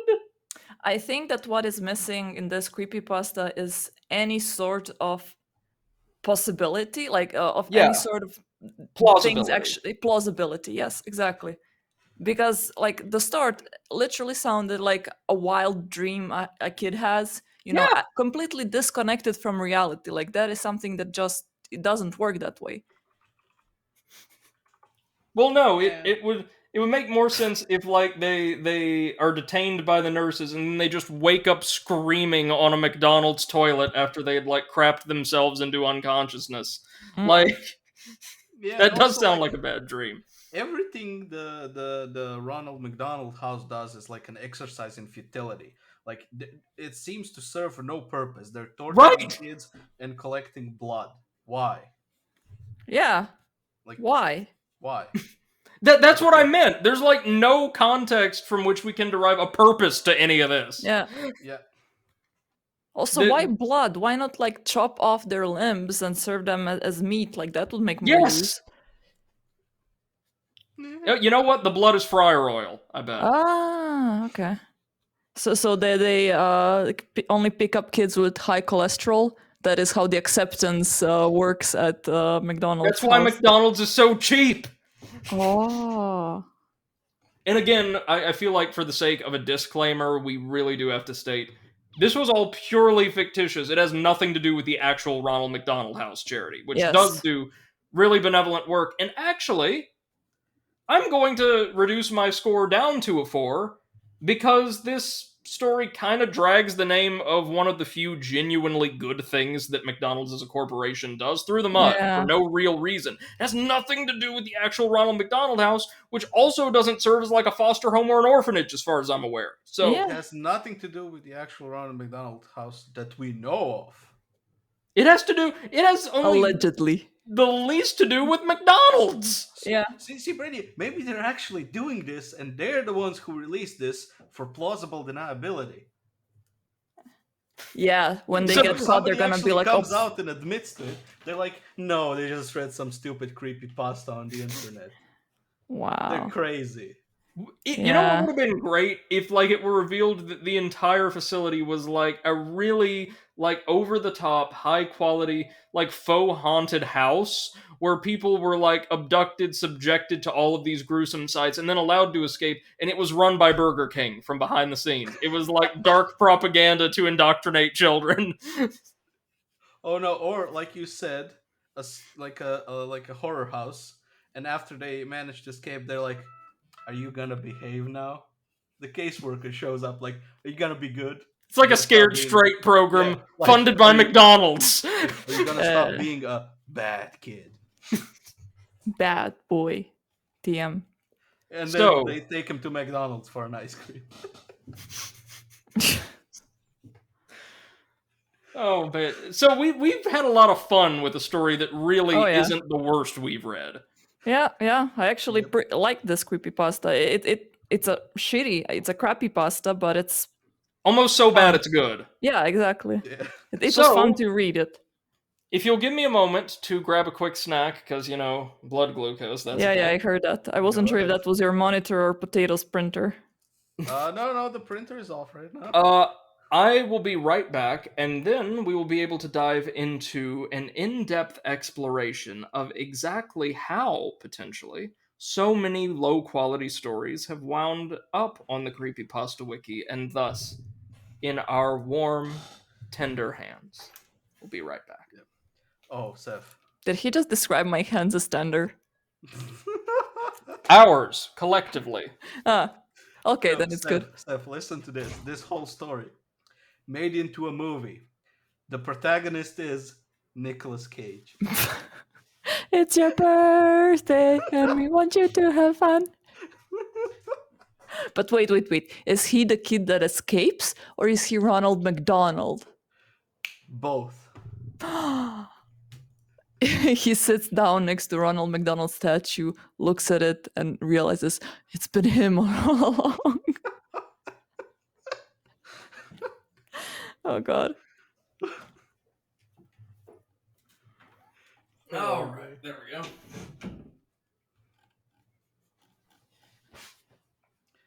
Okay, Brady said... Oh, wait, he doesn't have his head. Okay, so what you've missed is my idea, make this into a movie, and the protagonist is Nicolas Cage. Oh my God, but also, Ronald McDonald is Nicolas Cage as well. And the nurses, also Nicolas Cage. I was going to see if we were dreamcasting this, it would be like a child Macaulay Culkin as the protagonist, like Nicolas Cage as like the head nurse, and I don't know, Michael Clark Duncan as Ronald McDonald. Wait, who's gonna be the caretaker? Captain Lou Albano, obviously, who played Mario in the old live-action 1990s shorts. I actually was thinking about Willem Dafoe. I don't know why. And the double metal door, Gary Oldman. Yeah, he's just that good. No, like And he the gets an world's most Oscar for talented it. mime. Like, would that be Marcel Marceau? Was he a mime? Is that what I'm thinking of? Maybe. Oh, and let's not forget Donald Trump as the Hamburglar. Oh, of course. And the crucified children, Nicolas Cage. All of them. Hold on. That's Yeah, Marcel Marceau was a mime. There we go. Like the world's most famous mime. All right. Nice. Alrighty. Okay. Let's now So, dive into actual rules for creepypasta yes, because I'm that's really right. interested to see like what rules are they? Like what can you how did you regulate something that is that shit and still keep it that shit? It must be bad. Rule number 1. No, that's exactly what I was looking into, because the Creepypasta Wiki, as a part of its kind of skeletal network for admins and users to like find, like a lot of wikis, like the more popular frequented wikis do have, in addition to their descriptive content, lots of articles pertaining to, say how mods and users should conduct themselves, or quick little guides or templates for writing articles for that particular wiki, things of that nature. Yeah. Creepypasta Wiki actually has quite a lot of those themselves. And, well, there's an entire library of them for us to survey. And in fact, we may want to dedicate an entire episode into a deep dive into Creepypasta Wiki standards, right? Mm-hmm. But today, I wanted to see how things would go if we looked at this kind of meta structure of the wiki by reviewing their page on quality standards. Are you ready? Yep. Mm-hmm. Rule number 1, no punctuation. Semicolons everywhere. Actually, No the opposite, punctuation, Tommy. no shits given, no problem. Use The three profanity. commands. Absolutely. But only the fuck words. The Only the others are fuck. too childish. Yeah, no shits, only fucks. There you Also, no Luigi. Remember. No Luigi. Never. Absolutely no Luigi. Y'all ready? Yeah. Intro. These are the quality standards of the wiki. Following these rules is essential to writing a good creepypasta or a good story in general. We'll see. Please note that these guidelines are mandatory to every user posting stories on this site. Shouldn't that be 4? Mandatory for all users posting that would stories on sound this. better, yes. Yeah. So we're off to a great start. Remember, this is like the Bible of Creepypasta Wiki. Any story that fails these standards, you mean fails to meet these standards, will be, without prejudice to the author or any other factors, deleted. I think that should be, any story that fails to meet these standards will be deleted without prejudice to the author or any other factors. Or Yes. author or any other factor notwithstanding. We are 4 sentences in, and I have found several compositional and grammatical errors with the quality standards page. You're kind of reading it also as if it was a creepypasta, so maybe that is, the meta creepypasta. If you are looking for a more in-depth explanation as to why your story was deleted, you can ask an admin, post it to the writer's workshop, or read this guide. So we deleted your story, an overview. Because people tend to get very, very angry when their stories are rejected. Right? Of course, because it was supposed to be the next Harry Potter. You just don't understand it, Dad. Scary Potter, yes. Scary Potter, yes. Minimum standards. There are 3. 1. Before you post your article to the site, you must have proofread and spell-checked the document. Fucking what? Yeah, we know that all of the creepypastas we've read so far exactly meet that one. Yep. But operating on the honor system, really. This includes, but is not limited to, the proper use of capitalization, spelling, punctuation, spacing, and paragraphs. Bullshit! Yeah. Haven't we found errors in all of those areas in most of the stories we've read? Yes. Yes. Taking all of them. Most At least document one error in editors... all of them. like Microsoft Word, have a spelling and a grammar check feature built in. That is a bad idea. That is a very bad idea. We And suggest. also, quite a lot of people here are probably not native English speakers with Mhm. Word or any of the other like applications being spell checked in English. So, Yeah, so just for those members of our audience who may not be overly familiar with specifically words, spelling and grammar correction functions, my bad.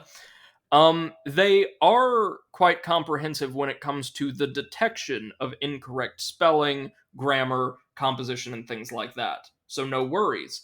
However, where they tend to fall short, in my personal experience, is in their suggested revisions. mhm. Oftentimes, if you misspell a word severely enough, for instance, if it's a word that you've only ever heard and are trying to spell phonetically, not something I do, but something I've had students do before, the suggested corrections will end up producing words that were not even close to possessing the spelling or the meaning of the word you intended to place there. Yep. Similarly, grammar check can be helpful, but can also correct incorrect passages into those which do not reflect the author's intended meaning. So, as a result, you will have proper words, proper phrases, things that in a vacuum read perfectly, that are completely disjoint from the rest of the sentence, the paragraph, what have you, because they do not carry the meaning the author intended. In some cases, not even close. And like Martina said, if somebody isn't a native English speaker and they are writing in English or translating their work into English, just an independent, like, fan fiction author, right? And their word processor tells them, hey, maybe this isn't correct. Did you mean saying this instead? Odds are very good, right? They would say, yeah, of course, and end Yeah, up with yeah, something they don't understand and an English speaking audience wouldn't either. yeah. But I gotta make a suggestion. One thing that I found surprisingly well works with suggestions for reviews is actually Gmail.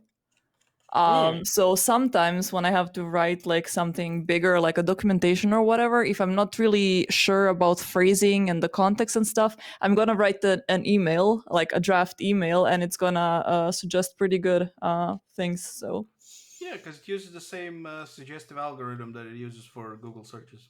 yeah. Hmm. Hold on just a second. I'm checking something really quickly. Also, it's constantly reading your mind and listening to you, so it knows exactly what you Oh mean to my write. God, I'm using Google Chats to talk in my company, and whenever you want to type something, it automatically gives you three suggestions Hmm. uh, based on whatever the person asked you, and it's so creepy because they fit perfectly. So quite often, I don't even type anything; I just choose one of the options. There you go. Probably because it learns from you. Yeah, Like Let me see. at one point on my old phone, the suggestive text when you're writing something was just really well learned in my type of swear words, and it would just know exactly when to suggest it. I taught it how to swear. There you It was go. glorious. Let me see. We suggest using that. That would be the spelling and grammar check feature. So don't use that. It should be use those. Uh, then copying and pasting into source mode on the site to eliminate any possibility of formatting conflicts. Okay, that's smart. Failing that, there's always spellcheck.net. You may also use source mode in the wiki editor to spell check. As a side note, italicized and capitalized. Always store a copy of your work locally on your PC or tablet, or on the cloud. This will save you a lot of trouble later if the story is found to not be up to quality standards. That last half of the sentence was an absolute mess. yep. Two, if you upload a pasta that has the issues outlined above, you acknowledge that it can, and in most cases will be, deleted as soon as it is uploaded. Little issue, they separated the phrase and in most cases will be from the rest of the sentence with em dashes, done properly. But the way those types of separate clauses work is that the clause contained or buttressed by the parentheses or the em dash or what have you should be able to replace the one it immediately follows. So let me give you an example. Here we could say you acknowledge that it can be deleted as soon as it is uploaded, or we could say you acknowledge that it will, in most cases, be deleted as soon as it is uploaded. Make sense?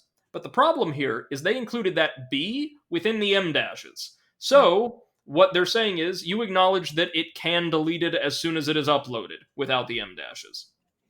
I know I'm getting really in depth with my critique here, but this is, again, the quality standards writing guide. And it has worse grammar so far and word choice than the story we just read. Pages that are a single massive block of text, parentheses, wall O text, are hard to read. In short, they will be deleted. What? That's not in short. That's not a summary of something you just said. Oh, if you have questions with either of these violations, kindly leave a message on one of the administrator's talk pages, and one of them will gladly help you out. Administrator here used is singular when they mean for the plural. The apostrophe should be after the S, not before. And if you have questions about either of these violations, not with them. No, I think the administrator part is fine. Like a message on one of the administrators' talk pages. So I guess each of the administrators has a talk page. You think they're referring to a singular administrator with multiple pages? Yeah, because it says one of the administrators. I think that would make sense if we would know what a talk page. Maybe. Is. We are trying to improve the overall quality of stories on the site, and we need your help and dedication to do this, as a well-written story should be the author's prerogative. That is incorrect word usage. Prerogative means right, privilege, or liberty. They're using it here as responsibility, or ambition, or desire. 3. This is not to say you must upload pages without any mistakes or you'll be banned.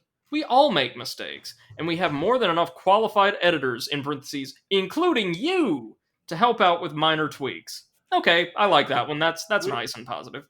We all make mistakes, as evident in the text above. Also, the part, if you have questions with either of these violations, wouldn't it be about either of these violations? Yes, it would! Violations are actually people, and you need to ask them questions. Page titles. You must properly capitalize your page titles. See the style guide for a refresher course at capitalizing titles, or check out this page. Oh, it's a totally different website. The second page linked is titlecapitalization.com. The long and the short of it is that titles must adhere to the following standards. 1. Properly capitalized, which they actually use to demonstrate proper capitalization. That's cute. 2. Do not use punctuation in the title, as it's bound to trip the spam filter. Titles do not need closing punctuation. If the title of your story begins with a, an, or the, don't forget to add the sort template. For example, if your story is titled The Creepy Guy, sure. Oh yes, that famous creepypasta. Add sort creepy guy the to the story source. Oh, here we get into the good stuff. What we generally look for. Hold on, I'm going to need a little help for this.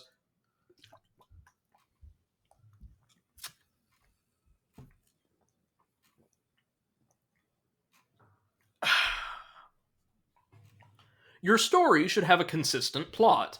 It should also have a decent, original plot line. Please note that if your story shares a similar premise to another story, or uses a number of cliches or tropes, which they have their own page for, it will likely be deleted for not being up to our standards. This is extremely important. Your story could have impeccable grammar and meet every other rule, but if the story is riddled with plot holes and or is very generic, we will have to delete it. You could have fooled me. Yep. Now, to be fair, most of the stories we read from Creepypasta Wiki so far have been part of their legacy collection, more or less, right? So stories like most of the Mario pastas would not meet these quality assurance guidelines and would be deleted if they were submitted today, I think. But no, even still... They're blacklisted topics anyways. Right. Things like Ronald McDonald House, things like God Toilet, things like... oh god, what was the other one we read? Just use those two as examples. They do not meet that guideline, I don't think. Let me see. Please do not capitalize every word or entire phrases as a means of conveying emphasis. Italics or exclamation points suit the same purpose and are generally viewed as being less gimmicky. Gimmicky? Gimmicky. It's a No, they're word. just they're less garish. Also, hold on. Scroll on up back to minimum standards clause 1. They use always capitalized and italicized as well as must capitalized. What the fuck? There should be a italicized and bolded good level of description. Too little description will make the story vague, bland, or boring, and too much detail can slow down the story and make it hard to keep reading. Yeah, but that doesn't help an author who's trying to determine what the good level of description is, now does it? That's Yeah. not a practicable guideline. Avoid awkward phrasing. Make sure there's a flow. Read your story aloud to yourself to make sure everything rolls off the tongue naturally. That's actually a fantastic piece of advice. I encourage all of my students to do that when they're writing papers. Mm. If the formatting of the story breaks visual mode on the editor, classic or not, it will be deleted. To prevent this, use the source mode on the editor and paste your story there. See above again. If needed, add a line break between paragraphs to avoid the resulting wall of text. Don't indent in source mode. Yes, in books, every new paragraph is indented. However, the wiki's format is quite different in that indentation isn't used. If you indent on here, sure. If you indent on here, your text will show up in an annoying box with a slide bar you have to use to read the story from left to right. This can make it difficult for stories to be read easily. Oh, good lord. It should also be spelled correctly, parentheses already in there. What? Hold on. Oh my god. Do you see what they did there? It should be spelled correctly, already in there. They've already told us about proper spelling, right? Yeah. Yeah. That's So what another I'm- author came through and must have marked this to say, hey, like, we've already got this, you can delete it. And they've just left it here. Quality assurance guidelines. Also, know the differences. Your, possessive, versus your, you are. Their, a place, versus their, possessive. Versus their, they are. It's, it is, versus its, possessive. Yeah, people need to hear that. Hold on. The story needs to be coherent. It should be consistent and readable. You've already told us that! That was the first point in this section! Also, the story must not be redundant. Make sure it's spelled correctly! Yes. Now, many And of you make are sure saying... it doesn't repeat itself. Many of you are saying, wait, what if I want to have a more fragmented approach to my story? Telling my story, sorry. A la David Lynch or Quentin Tarantino. Yeah. Well then, go for it. Just make sure that things eventually come together. What if I don't want to listen to your rules? Ah, that's fine. Yeah. Just make sure it's okay in the end. In the end, it doesn't even matter. Stories that fail to capitalize proper nouns have homophone issues, multiple misspellings, grammatical issues, it's, there, failure to use apostrophes and contractions, etc., are likely to be deleted within a few minutes of being uploaded. Could have fooled me. As there are too many pieces of advice to give for each genre or style of story, authors interested in writing a story should visit the writing advice section, as those guides can go more in depth and be more effective than trying to cover everything here. Ooh, man, that means we have like horror genre specific guides we can read later. We gotta find the video game pasta writing guide at some point. If in doubt about your story, you should take it to the writer's workshop and visit the writing advice section. The former will allow other users to help you troubleshoot and spot issues, while the latter will help you with the finer points of writing. Sure. Real quick, one thing I would encourage them to add in place of a lot of this redundant, borderline useless stuff, and one of my critiques, as I mentioned earlier, of several of these, is we've got very solid writing tips mixed in with a lot of very vague guidelines, like, make sure you're descriptive, but not too much, and avoid spelling mistakes, but if you have some, that's fine. Make sure you know how to plot and pace your story, but if you want to do something different with the plotting and pacing that we might have issues with, that's cool too. You know what I mean? Like, a lot of it sounds very wishy-washy. Yeah. I would suggest them to take this bit about the writer's workshop and writing advice section and move it up to the very top of the list. The first most important thing you can do as a writer, whether you're writing for an academic audience, whether you're writing for a lay audience, for work or for pleasure, is ensure that whatever it is that you've created is clear and legible to your intended audience. And oftentimes it helps to also expose it to people outside of your intended audience demography. So what you want to do is you want to take what you're writing as you're writing it, or when you reach a point where you're comfortable presenting it, and show it to people who do not have any context for your creation of that work, who don't know what you're working on, or who don't know the finer points of it or the relevant topic at any rate. Give it to them and ask them how it reads. Ask them what they think of it.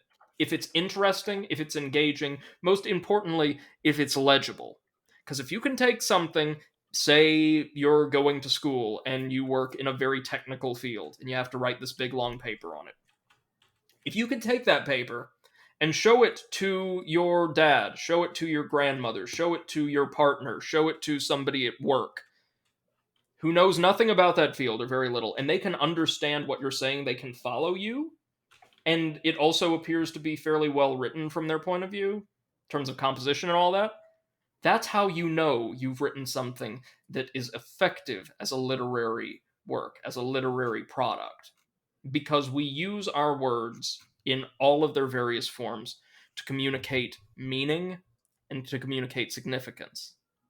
And so, if we can do these things textually across like demographic and experiential boundaries, that's how we know we've really communicated ourselves well.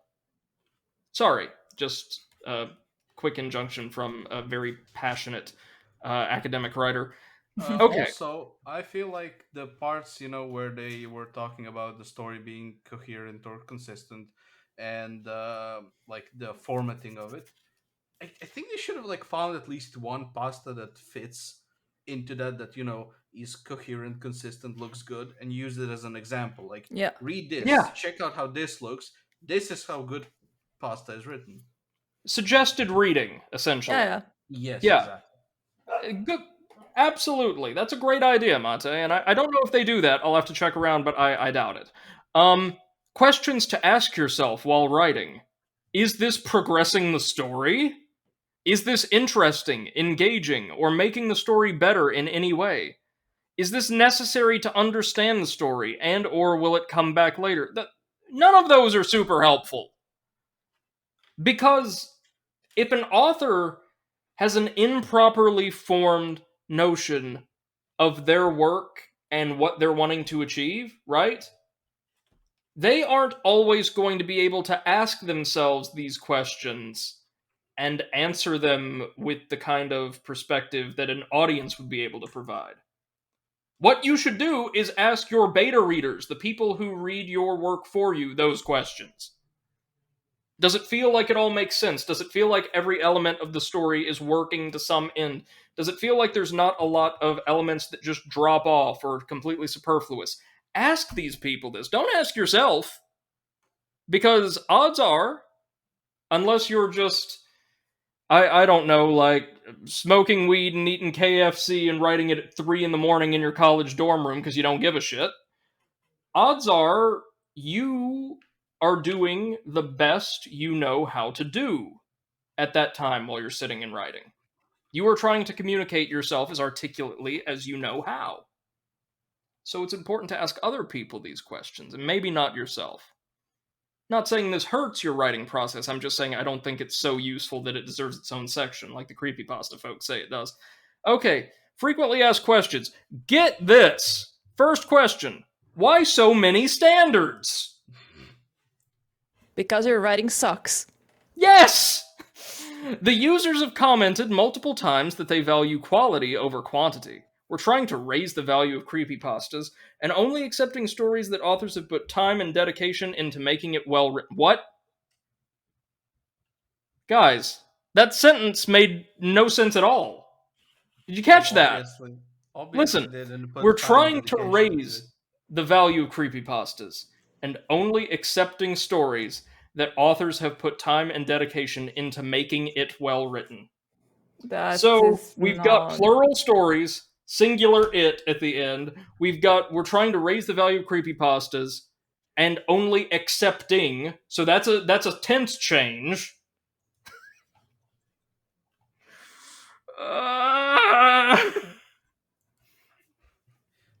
Brady is in physical pain. Yeah.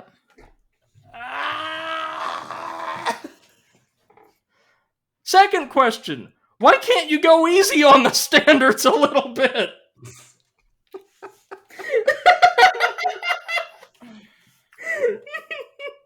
So essentially the same question.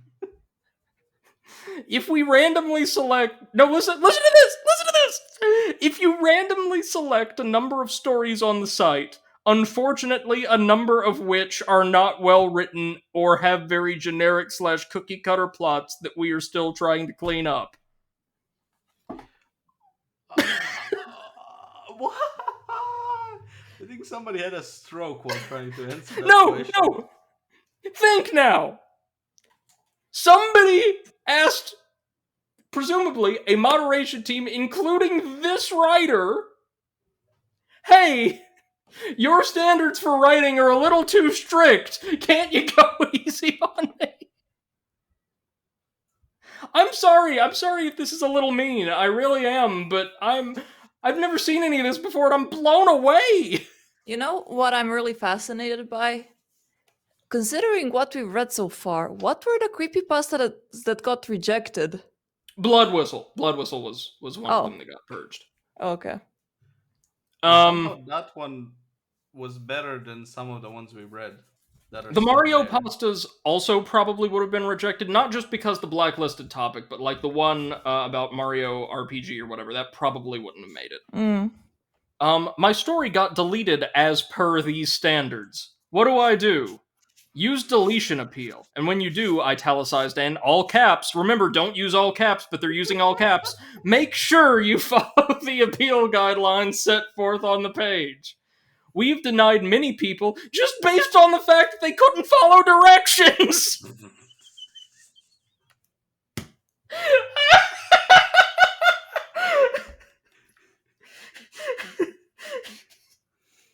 Yep. You gotta be kidding me!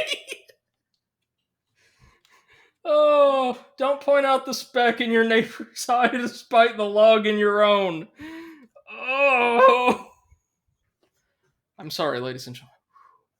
Also, it is paramount you take it to the writer's workshop for help or have a reworked copy of your story before making the appeal. These stories are deleted for a reason, and if you take a moment and look at the deletion appeal, you'll see direct correlation between appeals where the author has not revised the story and their denials. Well, no shit. The workshop has helped many people flatten out the dents in their story. Many of the stories eventually make it to the main site and are now quite good due to the input the writers got from our great reviewers. Ah, yes, I'll never forget the impact it had on my life when I turned in a rough draft of this 50-page paper I wrote in senior year. It was one of the last classes I took in college. And my professor took time going over it, like a couple weeks, and I got it back with single phrase written on the front page. That was all of the feedback. Crowns are scary. No, just like too long didn't read. TLDR, yes. Where's the summary, bitch? In real life, she did love it, but also it was so thick she used it to kill mosquitoes in her office. So, listen to this. What do you mean by description? Like the literary concept of description. This is a frequently asked question. Put an image in the audience's head. Don't overblow it and halt the storyline, but don't make it vague and boring. Straight sentences without any form of legitimate description tend to make for a boring story. Using too much description can have the same effect. Oh, wait, Mate, here we go. They actually do provide examples. It's about finding the as perfect as possible amount of balance in your story. What? As perfect as possible? No. Also, the that is not amount of balance for your that story. That is not something that should be in the guidelines, to be honest. I mean, this is a frequently asked questions. Because basically that question sounds like, I don't know how to write a story. Can you tell me how to write a story? Yes. Obviously, many people here don't know how to write a story. Or a Yikes. quality guidelines section, apparently. Is your story like Tobias Wolff's Hunters in the Snow? A story which relies upon description of the setting and character attitudes, along with Tubbs' perception of the other hunters, in order to provide a symbolic foreshadowing of events? Or is it like Ernest Hemingway's Hills Like White Elephants, which is mainly a conversation and dialogue between two people and doesn't have to rely on it? Generally, it'll be somewhere in between. Okay, I'm still getting over the as perfect as possible in your story instead of ideal balance for your story, but whatever. Yeah, but also they used examples, but they didn't use examples of pastas on their page. They used actual writers Yeah, in their Hemingway, stories. my Yeah. favorite pasta author. I'm sorry, guys, but I will have to leave you now because Beppo wants to go to pee and I have a guest coming in a couple of minutes. All right, Okay. thank you so much for joining us, Martina. Everybody, be sure to check out Bye Seth bye. the Overwitch on twitch.tv. We will be just a couple minutes wrapping up here. Don't forget to make sure that everything is saved and recorded. Of course. Don't do a SF. Okay, bye. Bye-bye. Bye. Wait, Let how me do I see. leave? Oh wait, if you leave, it's gonna kick all of us out. Well, it's your room. You could just leave and we could edit out your like empty apartment for the last Okay, sounds few good. minutes. All right. Bye bye. All right, Mate, let's take this one down. Do I have to spell everything correctly in a dialogue area? A dialogue area? That's just called a dialogue, my guy. I want to intentionally misspell a certain character's dialogue. Answer: sort of. It depends upon the character's dialect. If it's a US Southerner, what words do they commonly mispronounce? Your would be acceptable as yer, get as git, and so on and so forth. A stereotypical Russian badass will occasionally leave out words such as an or the every now and then because they don't fully know the English language or it's not their first language. Well, that's borderline racist, honestly. Does their entire knowledge then of Slavic culture and peoples come from Team Fortress 2? Like, what are they getting at? English we do not speak very well. Covered. But no, it's also like, can I intentionally misspell the words? Like I intentionally misspelled it. Yeah. You know, I think you're right. That character's dialect determines whether the intentional misspell, not misspelling, intentional misspell, is bad, good, or in between. How the fuck is it in between? Listen to this! Hold on! What do you mean by must make sense? Come on, buddy. Frequently asked questions! Hold on. Isn't this hey. creepypasta? Isn't this creepypasta? Like this creepypasta world where stuff isn't supposed to make sense? Oh, but they finally used proper examples. What I was talking about. Yeah, here we go. I meant the story itself, not its elements. Dogscape is a wonderful story that makes no sense. The setting is made of dog, the plot line is weird, and people do things commonly that we wouldn't even consider touching. On the other hand, you've got the bad side. Things like this, and they link to the Troll Pasta wiki, where a story has been banished. That's the bad kind of sense. Let's see. How are these standards enforced? In a basic variety of ways. If it's not too far off, for example, just having a few misspellings, it's edited or fixed. On the other hand, if it's leaving out plot points, has a number of holes, is excessively bland, it gets deleted. Also, we're missing an or an and there. Leaving out plot points has a number of holes or is excessively bland, it gets deleted. Again, the quality of grammar and composition in the quality guidelines is actually worse than in many of the stories we've read. Though, oh, here we go. Really, these are less like rules and more like guidelines. They only apply if said things detract from the story. While meeting them is a rule, these are meant for a general idea of why a user's story could get deleted. What? I So like they're how guidelines. You don't have to follow them. We enforce them kind of however we feel like, but you have to meet them. That's a rule, but not really. and a couple of paragraphs above, it's like, if you do not follow this rule, it is highly likely your story will be deleted within 5 minutes. But Then do it later, anyway. no, but then later, somewhere between that and this, there's also the if you check out the pastas on this page, you will notice that a lot of them are crap, but are still there because we don't have time to remove them all. Oh, these guys are great. Let me Oh see. We've god. got two more. There's nothing about creepy or anything. Is there some kind of guideline towards unnerving the reader or something? Not really. Creepy is more of a subjective term here. That is, an opinion. We look at more objective approaches toward the acceptance of a story. What the fuck? They just spent an entire web page telling us that you really shouldn't be overly vague with your writing, but if we look at it and think it's fine, then I mean maybe it'll be okay. But you really shouldn't. Try to be coherent, except if you don't want to be. If we like it, then sure you can stay.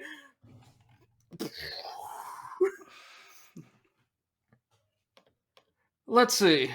That being said, we aren't expected your first story to be suggested reading material right out the box. There is suggested reading then. Okay. Just that you put effort into it.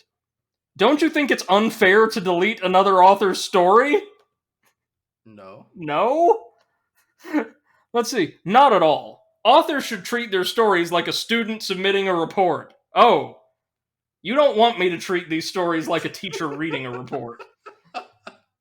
They should make sure their story is well written and without evident errors. This may seem harsh. What? But authors need to take pride in their work and do their damnedest to make sure it shows. If you post a story you wrote in a few minutes, it's going to show, and readers aren't going to be interested in reading your other stories. Yes! Yeah, Yes! makes sense. There's a disclaimer at the bottom. In the event that you post, via any means, a story page or blog post about a subject matter that is determined at an admin's discretion to be 1. In a highly cliched genre, category, or subject, in a highly cliched subject, yes, and 2. Poorly written, cliched, generic, or generally poor quality. Were those two clauses effectively the same? Kind of, yeah. Then the admins are free and their discretion to delete the page at any time without warning. And I think they were going for or, 1 or 2, not 1 and 2. Yeah, that would make sense. More so. Okay, so then there's like some copyright info, and they've linked to all sorts of other guides, including like deletion FAQ and a friendlier version of the deletion FAQ for people who were boiling over, I guess. And Mate, I don't know about your stance on this, how you're feeling right now, but I would love to take a deeper dive into the creepypasta wiki's like superstructure later on. This was gold. Yeah, this was just like This was like, oh, that explains you it. have to do this, but not really. But you kind of do. But wink, wink, you don't. Also, we don't. So it's amazing. They broke several of their own rules in the short document outlining the rules repeatedly. It's do as I say, not as I do. I have a strong suspicion about this and a lot of other creepypasta related material that I've read over the years. Tell me how you think this pans out. I think these people not only didn't proofread or spell check, use grammar check, any of that beyond like just running it through their word processor really quickly. I think that they actually never look back themselves at what they had just read or been saying. No, Brady. Here's the thing. These are rules for creepypastas. This is not a creepypasta. This is just a rule book. Ah, right. These rules do not apply to it. Ah, right. I forgot. Sorry, creepypasta wiki. You're too smart for me. So thoughts on those overall, though, Mate? Because I think that was a very revelatory experience we just had. Oh yeah, explains a lot of things on this site. And of course, much love to all of the admins and people working behind the scenes to keep the website running and review Yeah, stories. the ones actually working. Not the ones writing, I guess. Oh god. Do you think that was more entertaining than any creepypasta we've read up to this point? Maybe not than any, but than most. Yes. Also, I'm looking at like the history of revisions on this thing. And there is seemingly somewhere around, I'd say at least 40, 50 revisions on this, What? going everywhere from 2011 up to 2020.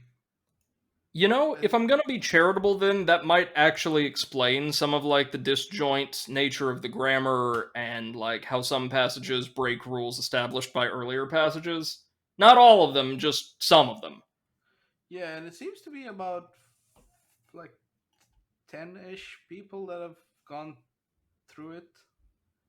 Well, yeah, as evidenced by the one that had a rule immediately followed by "this is already in here earlier," but Yeah. still left in there. Also, there's one from 2019, October 2019, and one of the notes on the revision says minor changes will bring it up with the other admins about the larger issues. I don't think they brought it up to the other admins. No, no. I think the creepypasta wiki might be maintained by a skeleton crew at this point Yeah. because spoopy. Goodness gracious. So any final thoughts on that or creepypasta wiki as a whole?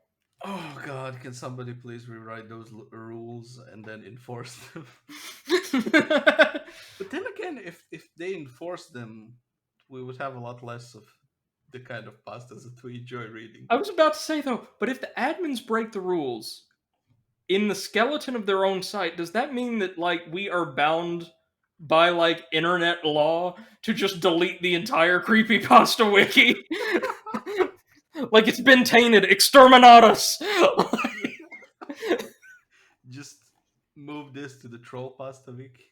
It's we have to call in my favorite branch of Warhammer's Inquisition, the Ordo Typos. Oh man. Oh, So, obviously, ladies and gentlemen, that last bit was more for fun than for education. Unfortunately, I haven't any substantive criticism to offer beyond what we did. Jarring number of grammatical and typographical errors in what we did read from the admins of the wiki. That's quite disturbing, honestly.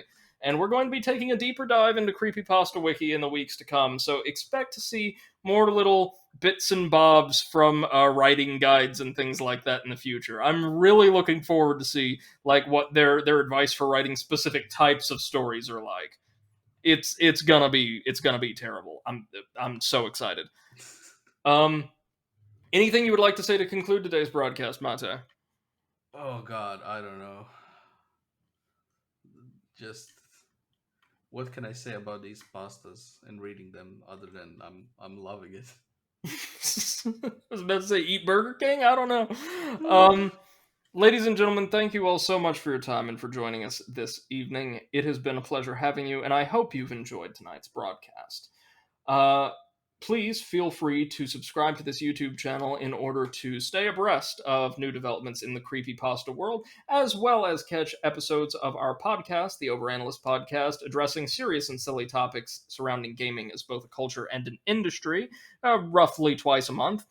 And catch up on stream VODs from myself, Martina, and Mate.